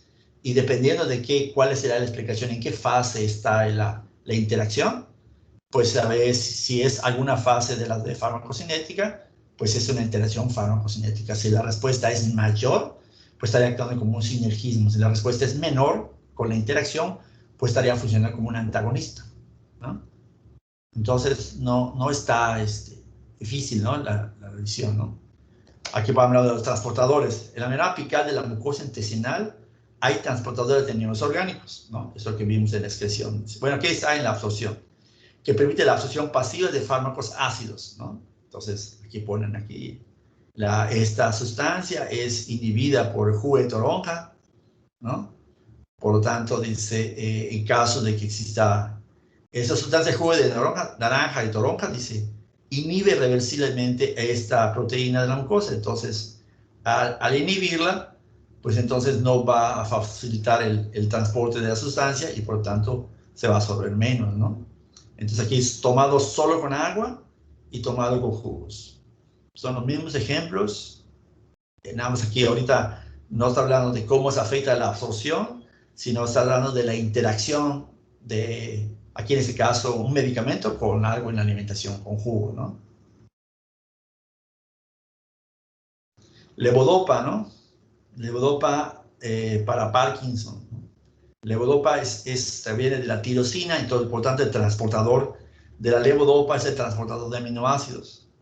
¿Se acuerdan? Entonces mencionan allá que si la persona come con una dieta con proteínas, pues los aminoácidos que van a utilizar lo que normalmente utiliza su transportador de aminoácidos, pero van a competir con la L-dopa, por lo tanto va a afectar la cantidad de L-dopa que se absorba, ¿no? Es otro tipo de interacción farmacocinética, ¿no? Esta ejemplo ya lo vimos también, esta interacción. En este caso, la inducción enzimática por fenobarbital igual, ¿no? Se induce el metabolismo y se elimina más rápidamente, pues entonces la cantidad del fármaco en sangre disminuye y entonces será una interacción farmacocinética porque está afectado el metabolismo. Y si disminuye su concentración es como si estuviese antagonizando el efecto, ¿no? Va a hacer que el efecto sea menor, pero no por la unión de un receptor, sino porque el fármaco indujo el metabolismo y se elimina más rápido. Y se reduce la intensidad y la duración de los efectos. ¿Voy bien o estoy muy rápido? No, está bien, doctor. Está bien, doctor. Ok, vean. Pues vean, está fácil, ¿no? Todo esto es repetido, nada más que en otro enfoque diferente. También vimos el fenobarbital, inductor de metabolismo hepático, ¿no? Con este medicamento anticoagulante, ¿no? Bueno, se usa cumarina, ¿no? La cumarina lo vamos a ver como anticoagulante, pues igual, ¿no? Este medicamento anticoagulante con el fenobarbital, pues se ve el efecto de disminuir los tiempos de coagulación con el fenobarbital, ¿no? Está afectándose esta interacción, ¿no? A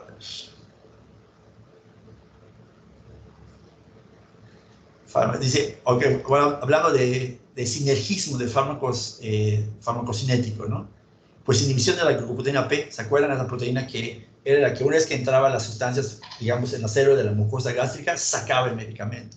Si se inhibe la glucoproteína P, ya no lo saca y por lo tanto una mayor cantidad de fármaco va a entrar a la circulación y va a ser una mayor respuesta. Al final estaría haciendo un sinergismo, porque está facilitando la cantidad de fármaco que se va a absorber.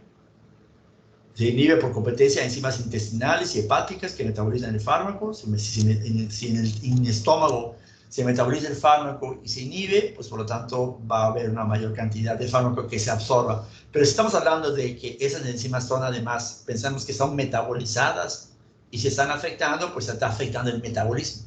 Entonces igual, es un efecto farmacocinético, y en este caso como aumenta la cantidad de lo que se absorbe y disminuye la cantidad de lo que se metaboliza, pues va a haber una mayor cantidad en paso a la sangre, en circulación sistémica, y se va a ver mayor la respuesta. Desbloquea a los transportadores de aniones y cationes orgánicos que secretan activamente fármacos hacia el filtrado glomerular. Estos están encargados de la eliminación, ¿no? De la secreción. Estamos hablando de la eliminación de las sustancias. Si están bloqueados los transportadores, pues mayor cantidad en sangre, ¿no? Dice, los sinergismos farmacocinéticos suelen ser indeseables, ¿no? Por lo general no vas a querer que no se bloquee porque se va a actuar.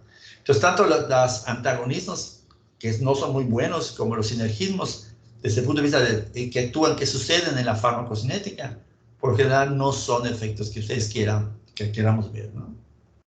Es igual, ¿existe algún mecanismo biológico que dificulte la absorción intestinal? Pues igual, eso está repetido, ¿verdad? Glucoproteína P. La digoxina igual, ya lo vimos, ¿no? Dice, sabemos que va a ser eliminada por esta glucoproteína P. En caso de la claritromicina que bloquea esta glucoproteína P, pues entonces una mayor cantidad de dioxina va a actuar. Por lo tanto, dice, fíjate, habla aquí de efecto indeseable. Uno podría decir, pues si entró más digoxina, pues requiero menos dosis. Pues sí, pero no lo sabemos. Cuando estamos con un paciente, no sabemos que los niveles tóxicos, ¿no? Pero sí sabemos que si la claritromicina, esto puede actuar, esto. Van a ver que en clínica puede ser que estén usando esto y que no hayan efectos adversos de la digoxina. Por eso cuando se hace en la revisión, dices potencial este efecto, no tienes datos de sobredosis de digoxina, no, pero existe el riesgo de que si le sigues dando digoxina con claritromicina, existe el riesgo. ¿El paciente necesita digoxina para su problema de insuficiencia cardíaca? Sí. Entonces, pues mejor cambiamos de antibiótico, ¿no? Que no sea para que no haga otro que no haga esta inhibición y que no aumente el riesgo de que la digoxina aumente en sangre y tenga efectos adversos. ¿Sí? Bueno, pero igual lo menciona como algo indeseable, ¿no? Aquí menciona estudio de doble ciego, 2 hombres sanos, a intervalo de 2 semanas, le dan placebo o claritromicina. El experimento para ver si la claritromicina va a producir un aumento de la concentración de dioxina, ¿no? Entonces, con claritromicina se puede ver cómo la cantidad de dioxina es mucho mayor, apoyando este concepto, ¿no? De que ya se sabe que se bloquea esta glucoproteína P. Con la claritromicina veo que las concentraciones aumentan en sangre y por lo tanto pues está haciendo un sinergismo, y esto pues pone en riesgo al paciente de reacciones adversas.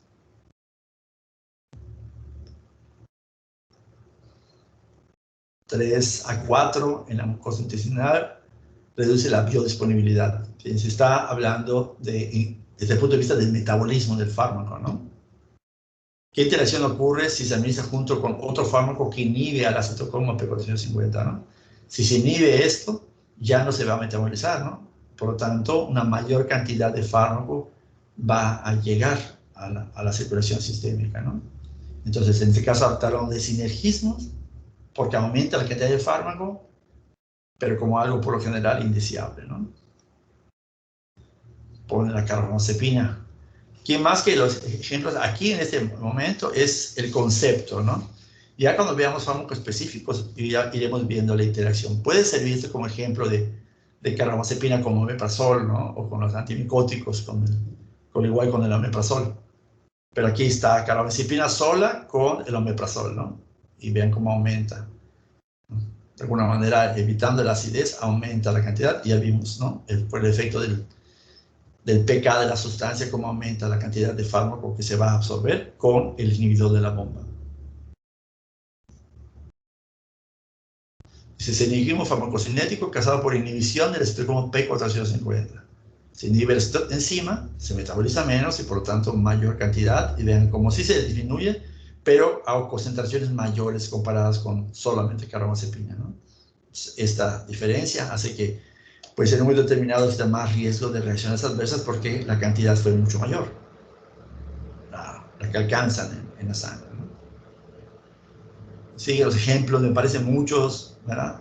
Pero sigue los ejemplos de como P450, cuando se afecta el metabolismo, va a afectar el efecto, ¿no? Y otra vez el jugo de toronja,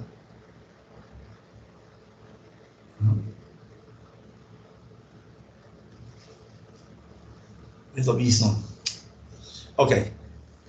De interacciones farmacodinámicas, dice, son las que ocurren entre dos o más fármacos a nivel de sus receptores y la vía de señalización. Entonces, importante, la interacción puede ser para más o para menos. Si es para más, se habla de sinergismo. Si es para menos, se habla de antagonismo. Puede ser más de dos fármacos o a veces con algo que está en la dieta, en la alimentación. Pueden ser farmacocinéticas si se ve afectado. Si se disminuye el efecto, es antagonista, se aumenta el sinergismo. Si se afecta, ustedes ven que les dice, se afectó la absorción, el metabolismo, la distribución de la excreción, por lo general son efectos, son interacciones no deseadas y son farmacocinéticas. Las interacciones en las cuales estén mediado a través del receptor o la vía de señalización sería una interacción farmacodinámica que está relacionada con el mecanismo de acción. El sistema de antagonismo farmacodinámico a nivel del mismo receptor ocurre cuando, dice, un fármaco sin actividad intrínseca, dice, un antagonismo sin actividad intrínseca, o sea, que tiene afinidad, ¿sí? Se une al sitio activo de un receptor bloqueando su unión de un agonista. Es competitivo y superable. Entonces, por ejemplo, aquí dice el antagonista competitivo, este se une a este receptor. Vean, este aquí no tiene mucha complementariedad, ¿verdad? Pero al menos se llega al receptor y se bloquea. O sea, si está en presencia del antagonista, pues ya el agonista no se puede unir a su receptor. Y esto, una producción no señal, ¿no? O sea, este antagonista tiene afinidad, pero no tiene actividad intrínseca, ¿sí? Entonces, es un antagonista competitivo. Por eso tiene relación con lo que acabamos de ver, ¿no? Un antagonista dice no competitivo, ¿sí?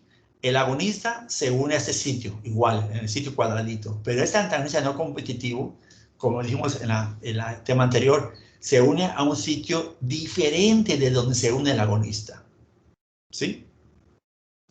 Y cuando se une a este sitio diferente, lo que debe hacer es modificar la respuesta, modificar la estructura de este receptor, ¿no? Entonces aquí, aquí realmente lo que debería de ser la figura no me gusta, porque la figura debería ser que cuando se une este, con el antagonista con esta parte del receptor, esta estructura debe de cambiar. Imagínense que debe formarse un triángulo acá, una rayita acá, que se forme o una B así igual que esta, que cambia la estructura y por lo tanto el agonista no se puede unir. Entonces dice, el antagonista competitivo, no competitivo, dice, se une a un receptor en un lugar distinto del sitio activo, disminuyendo la eficacia del antagonista. Es un antagonista no competitivo, insuperable. O sea, es no competitivo porque se une a un sitio diferente. Y es insuperable porque al modificar el sitio de unión del agonista, por más que aumenten el agonista, no va a poder unirse al agonista, ¿sí? Entonces dice competitivo. Son usados con mucha frecuencia en la terapéutica para bloquear los efectos de neurotransmisores, hormonas, ¿no? Por ejemplo, habíamos hablado de la noradrenalina, ¿no? La noradrenalina produce vasoconstricción, pues puedo dar un bloqueador alfa y evitar, si se está dando una contracción, pues puedo prazosine, que es un bloqueador de los receptores alfa.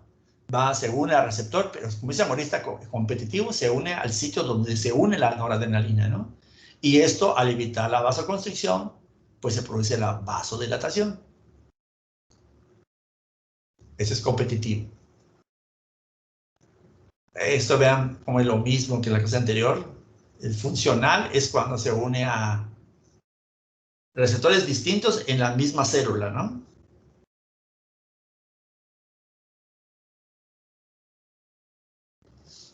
El fisiológico, receptores distintos en órganos distintos, ¿no? Aquí alfa con hipertensión. No sé, y aquí, por ejemplo, en sitios diferentes clorotiazida aumenta la natriuresis, produce hipotensión. Entonces son receptores diferentes en órganos diferentes, ¿no?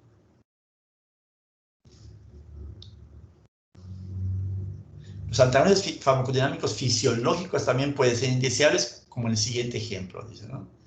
Entonces dice, este produce hiperglicemia y este produce hipoglicemia, ¿no? Entonces, si estás en estrés y necesitas glucosa, pues no conviene que aumente el nivel de insulina, ¿no? Obviamente hay que regular ese nivel de glucosa, no quiere decir que no se vaya a dar, porque si sabemos que para la secreción de insulina va a responder a los niveles de glucosa, ¿no?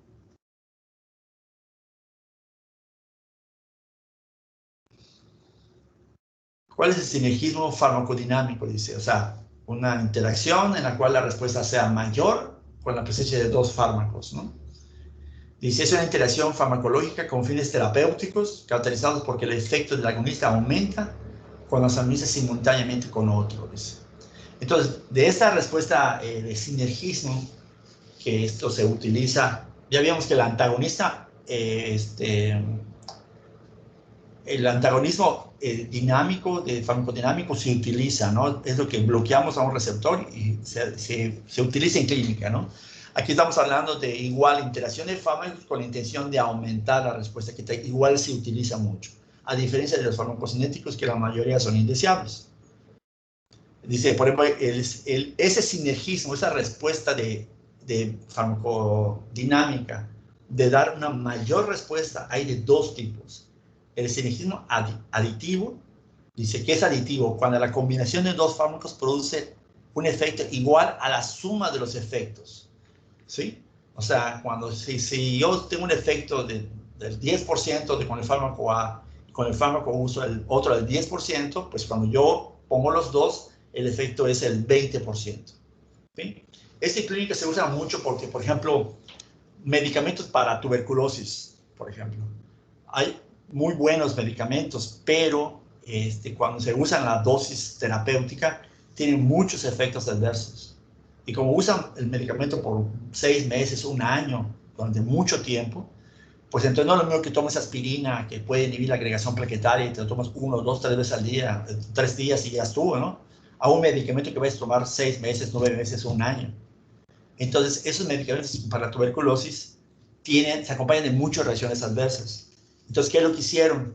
Pues entonces juntaron 3, 4 medicamentos y dan menor dosis de cada uno de los fármacos, y dando menores dosis de los fármacos, se observó que se tenía el efecto terapéutico deseado, pero había menos efectos adversos, ¿sí? Entonces, por eso es que de repente van a haber combinaciones de sinergismo. Por ejemplo, para los asmáticos usan salbutamol, pero le pueden agregar bromuro de prosopio, o salbutamol más un esteroide. Entonces es un sinergismo funcional que de alguna manera va a interactuar con receptores para poder mediar la respuesta. En las mismas células, uno produciendo broncodilatación y otro produciendo disminución de la inflamación y de la secreción, y eso ayuda al paciente, ¿sí?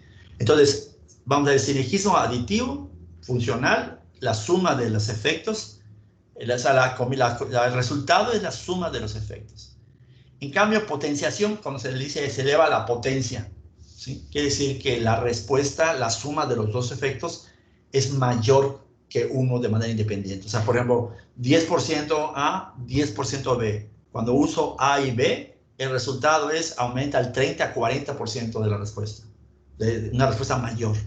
O sea, ese resultado es mayor cuando hay una interacción de potenciación, ¿sí?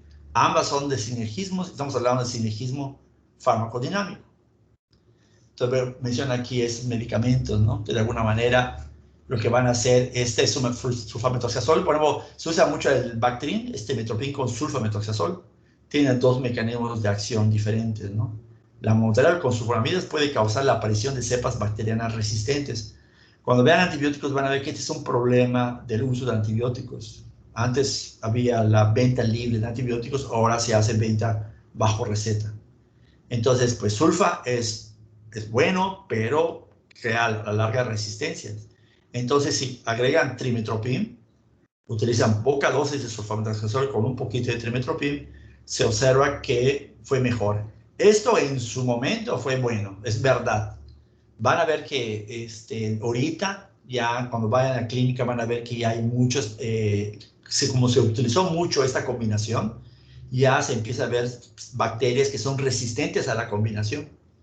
Entonces, por ejemplo, cuando hay pacientes que tienen infección de vías urinarias porque tienen una disfunción urinaria, tienen reflujo y tienen crónicamente infección de vías urinarias, mientras los operan y les corrigen el problema urinario, le dan de manera profiláctica antibióticos. Pueden usar trimetoprim con sulfa y lo alteran con otro antibiótico, ¿sí? Como nitrofurantoína, antisépticos urinarios, nitrofurantoína, por ejemplo. ¿Para qué? Para evitar la resistencia, ¿no? Porque si bien poblacionalmente ya es alta la frecuencia de observar personas que tengan infecciones que sean resistentes a los dos, si tú tienes un paciente lo puedes combinar y a veces le das uno, a veces le das otro, ¿no? Para evitar, si tiene resistencia, pues la infección va a seguir, ¿no? Entonces, esa imagen está puesta cuando se justificó hacer esta combinación, pero les digo, ahora lo que van a ver es que ya la combinación ya empieza a aparecer bacterias que son resistentes a los dos, ¿sí? Y esa es la razón por la cual te dicen que cuando tengas un paciente con una infección bacteriana que requiere antibióticos, habrá que dar antibióticos. Pero si la infección es viral, no hay que usar antibióticos solamente por usar y por hacer sentir al paciente que le estás dando un antibiótico, ¿no? No porque va a generar resistencia. Sinergismo de antibióticos que inhiben la síntesis de la pared celular y ácido clavulánico. Esto es igual muy común. Hay presentación de amoxicilina con ácido clavulánico, ¿no? Entonces, esto habla de la pared de las bacterias, ¿no? Que tienen, forman una pared, y esta pared, las bacterias pueden formar esta beta-lactamasa, que lo que hace es hacerse resistentes a la amoxicilina. Y el ácido clavulánico lo que va a hacer es evitar esa acción de las beta-lactamasas para que los antibióticos sigan siendo activos. Pero digamos, en este caso, la amoxicilina siga siendo activo, ¿no? Entonces, nada más es un sinergismo que ayuda a que la combinación de dos medicamentos, en este caso, amoxicilina y ácido clavulánico, pues potencian la acción, pero a través de la inhibición de esta enzima que producen algunas bacterias, ¿sí? La monoterapia con la penicilina puede causar la aparición de cepas bacterianas resistentes.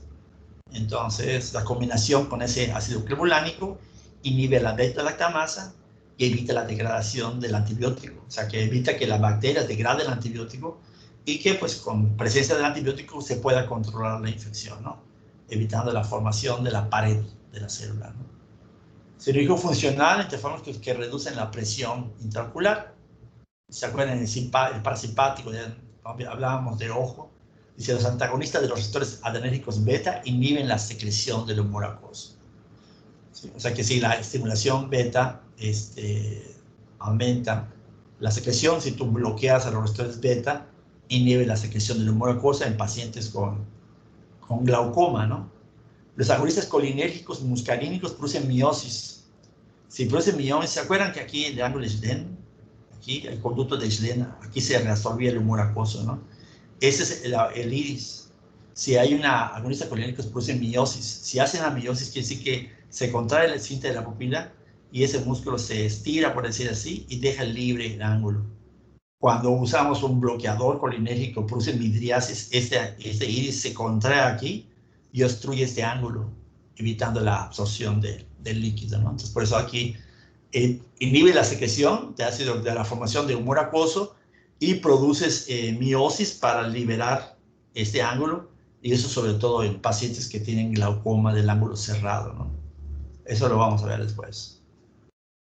Entonces, la combinación de dos pues, va a tener un efecto de reducir. Uno disminuyendo la presión, la formación del líquido, y otro favoreciendo la reabsorción al producir la miosis. Si dirigimos fármacos que reducen la presión arterial, pues es igual, lo van a ver mucho, se utiliza mucho esto. Hay veces pacientes que a veces nada más para hipertensión usas un diurético, o a veces usas un beta bloqueador o un inhibidor de la antagonista de receptores de la angiotensina, y o puedes combinar diurético con beta bloqueador, con un inhibidor de la YECA. Entonces es algo que vamos a ver mucho en clínica, de usar más de un medicamento, ¿no? Esas interacciones aquí es farmacodinámica, ¿no? Y se utiliza mucho en la clínica. Digamos que diferencia entre interacciones farmacocinéticas es que la mayoría no son deseadas, y con respecto a las, tanto para el agonismo como el sinergismo, ¿no? En el caso de las interacciones farmacodinámicas, tanto el antagonismo como el sinergismo van a ser interacciones que son frecuentemente hechas a propósito para mejorar la función, ¿no? Ya sea para aumentar la respuesta o para disminuir efectos adversos, o porque la combinación mejora la respuesta, como en el caso del ácido támico, ¿no? Carbulánico. Los diuréticos aumentan la excreción de sodio, disminuyen el volumen plasmático. Eso es lo que hace que baje la presión arterial, porque disminuye el volumen. Los antagonistas betas van a disminuir la frecuencia, ¿no? Y eso va a hacer de la frecuencia y la fuerza de contracción, y eso va a hacer que baje la presión arterial, ¿no? Combinación de ambos produce un efecto sinérgico, ¿no? De reducir la presión arterial. ¿Qué es un sinergismo farmacodinámico adverso? Dice. Aquí vamos a lo contrario. Dice, cuando sin desearlo el efecto de un fármaco se incrementa por la acción de un segundo fármaco. O sea, ya aquí vamos a ver cosas que van a ser indeseables, ¿no? De efecto adverso, dice. Bacterias intestinales producen vitamina K. O sea, obviamente esto es un efecto benéfico. Las bacterias producen vitamina K. Y esa vitamina K sabemos que son importantes para la síntesis de los factores de coagulación. Entonces, dice, la warfarina compite con la vitamina K para inhibir la síntesis de los factores de coagulación. Si yo utilizo warfarina, digamos, un anticoagulante, es porque el paciente tiene formación de tendencia a formar trombos, y le estoy dando algo para inhibir los factores de coagulación para que no se coagule fácilmente la sangre. Entonces, si la persona, además de tomar esto, toma antibióticos, que no en todos, pero en algunos pacientes los antibióticos van a eliminar la flora intestinal. Sabemos que la flora intestinal son las bacterias esas que viven con nosotros y que nos ayudan y nos protegen, ¿no? Pero si el antibiótico, además de matar a las bacterias malas, mata a las bacterias intestinales, pues entonces los niveles de vitamina K disminuyen. Y si además de disminuyen, estoy tomando warfarina que inhibe la síntesis de vitamina K, pues es mayor descenso de la vitamina K, y por lo tanto menor producción de factores dependientes de coagulación, y aumenta el riesgo de sangrado. ¿Sí? Sería un ejemplo de sinergismo farmacodinámico, porque tiene que ver con mecanismo de acción, y adverso, ¿no? Porque va a aumentar el riesgo de coagulación, si en el caso esté juntando antibiótico que va a la flora intestinal y anticoagulante. ¿Voy bien hasta acá? ¿Todavía los tengo? Sí, doctor. Sí, doctor. Sí, doctor. No está muy rápido, ¿está bien? ¿Se está entendiendo? Porque entiendo que no lo han leído, pero sí se está entendiendo, ¿está fácil? Sí se entiende, doctor. ¿Sí? Sí se entiende. Ok. Un ejemplo de sinergismo farmacodinámico adverso, dice, por acción de dos fármacos en el mismo órgano, ¿no? El diazepam, dice, es un ansiolítico e hipnótico. Dice, esto de ansiolítico e hipnótico van a ver que va a depender de la dosis, del estado mental, lo vamos a ver, ¿no? Que puede condicionar incoordinación motora, así como una cerebritis puede producir ataxia, ¿no? Muy determinado. Por eso se dice, cuando las personas toman diazepam, una benzodiazepina, se dice que no manejar y no conducir vehículos porque puedan producir accidentes, ¿no? Si además de eso, dice, la persona consume etanol, ¿sí? Que tiene los mismos efectos indeseables, los mismos efectos, intensifica el efecto de las benzodiazepinas. Por lo tanto, aumenta el riesgo de tener problemas de la coordinación, ¿sí? Entonces, está potenciando el efecto, pero en este caso, como el efecto es la ataxia, la incoordinación, benzodiazepinas con alcohol es mala combinación, ¿no? Pero es una de las interacciones que debemos de saber, y que si por lógica ya tenemos que tener, cuando vemos diazepinas o efectos sobre el sistema nervioso central, y sobre todo porque las benzodiazepinas se utilizan frecuentemente en pacientes que tienen, por ejemplo, un problema ansiolítico, para el estrés o para inducir sueño, por ejemplo, si es necesario utilizarlo, pues igual, ¿no? Te van a decir, es conveniente. A veces la gente te pregunta, ¿y puedo tomar alcohol? ¿No? Preocupados por eso, pero en este caso nosotros debemos saber esta interacción por la frecuencia, ¿no? Y recomendar antes que nos pregunten que no debe tomar alcohol, porque pues va a haber problemas, ¿no? Se va a haber problemas de coordinación. Obviamente, si Si pasa eso y además está manejando un vehículo, pues peor todavía, ¿no? Como ven, el tema de interacciones está relacionado con todo lo que vimos de farmacocinética y con lo que vimos de farmacodinámica. Solamente agregarle que la respuesta de 2 o más puede ser una respuesta mayor y una respuesta menor. La mayoría de las relaciones de farmacocinética indeseables, la mayoría de las farmacodinámicas deseables, ¿no? Porque hay sus excepciones. No es todo absoluto, pero en general, ¿no? Buenas farmacodinámicas, malas farmacocinéticas. ¿Cómo ven?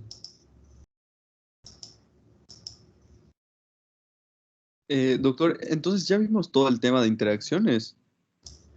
Pues esta parte, con esto es así básicamente lo importante. Falta todavía ver lo de las gráficas.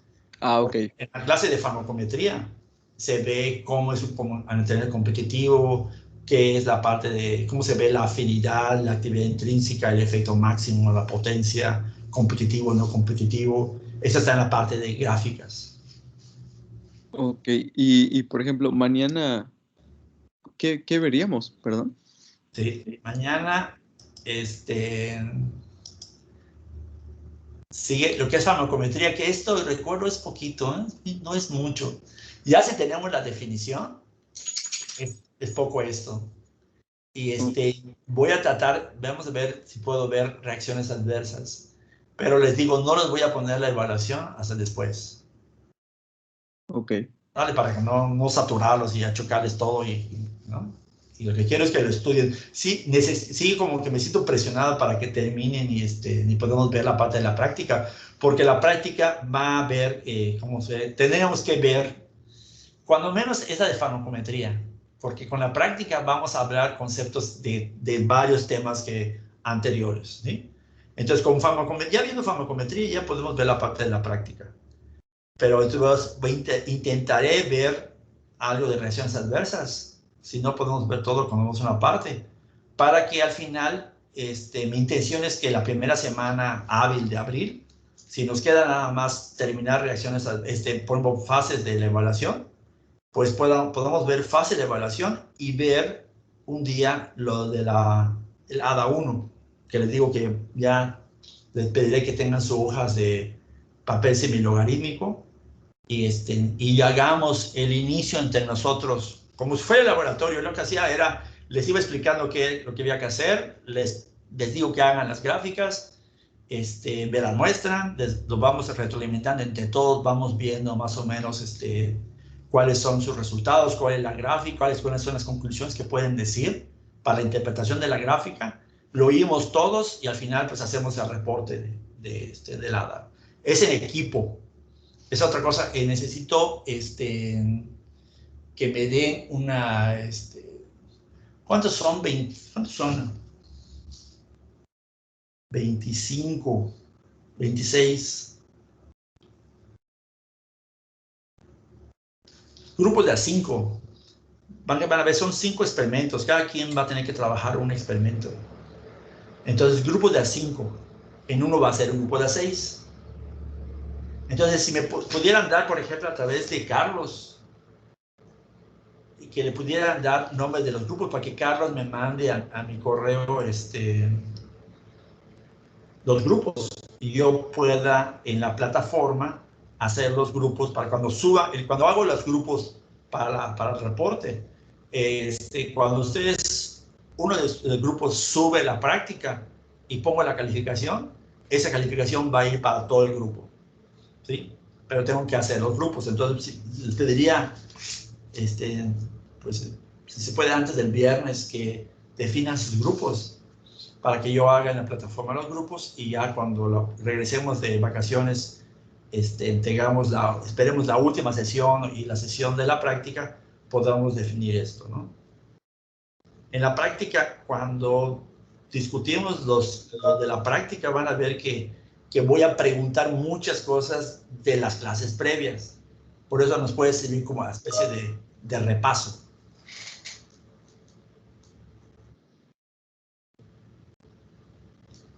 ¿Sí?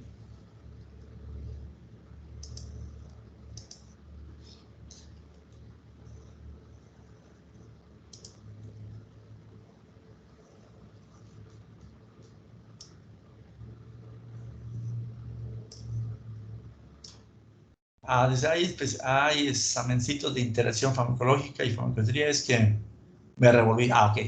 Sí hay, nada más estoy diciendo como adelanté la clase, pues obviamente por eso no está activado la evaluación de interacciones. Y habíamos comentado que si mañana vemos farmacometría y algo de reacciones adversas, como van a presentar propedéutica, y yo sé que van a leer farmacometría, está fácil, ¿no? Pero para no estresarlos, no voy a poner la evaluación de farmacometría ni reacciones adversas para que ustedes concéntrense en leer bien lo de propedéutica, chances lean lo de farmacología, pero que les vaya bien ese examen de propedéutica. Y estas evaluaciones de farmacometría y reacciones adversas se las pongo después. No hay problema porque sean después de... ¿Sí me explico?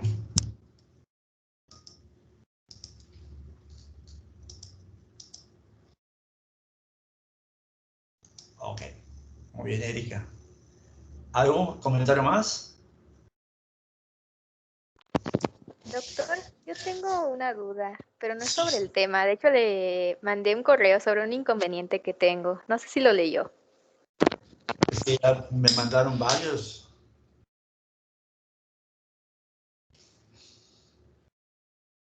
¿El inconveniente me lo puedes decir ahorita o quieres que yo mejor lea mi WhatsApp? No, pues por fin lo puedo decir. Es que lo que pasa es que no me pudieron inscribir al curso normal de propedéutica. O sea, mis compañeros están inscritos, menos yo. Y el profesor me pasó un código, pero me parece inválido. A ver, inscrito, es que hay varias cosas de la palabra inscripción. ¿Estás inscrita en control escolar a propedéutica? Sí, solo, o sea, en plataforma, en Wadi virtual. No puedo ingresar yo a plataforma de esa materia. A la plataforma. ¿Con qué maestro estás? Con Ricardo Cachón. Ajá. ¿Y tu nombre es? Cintia Alejandra Rodríguez Valles.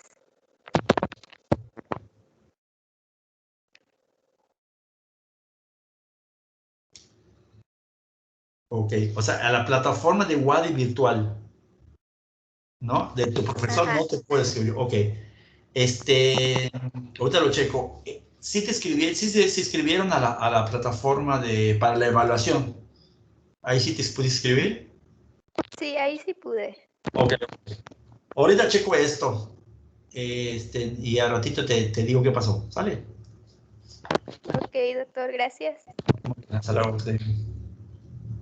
¿Alguna pregunta más?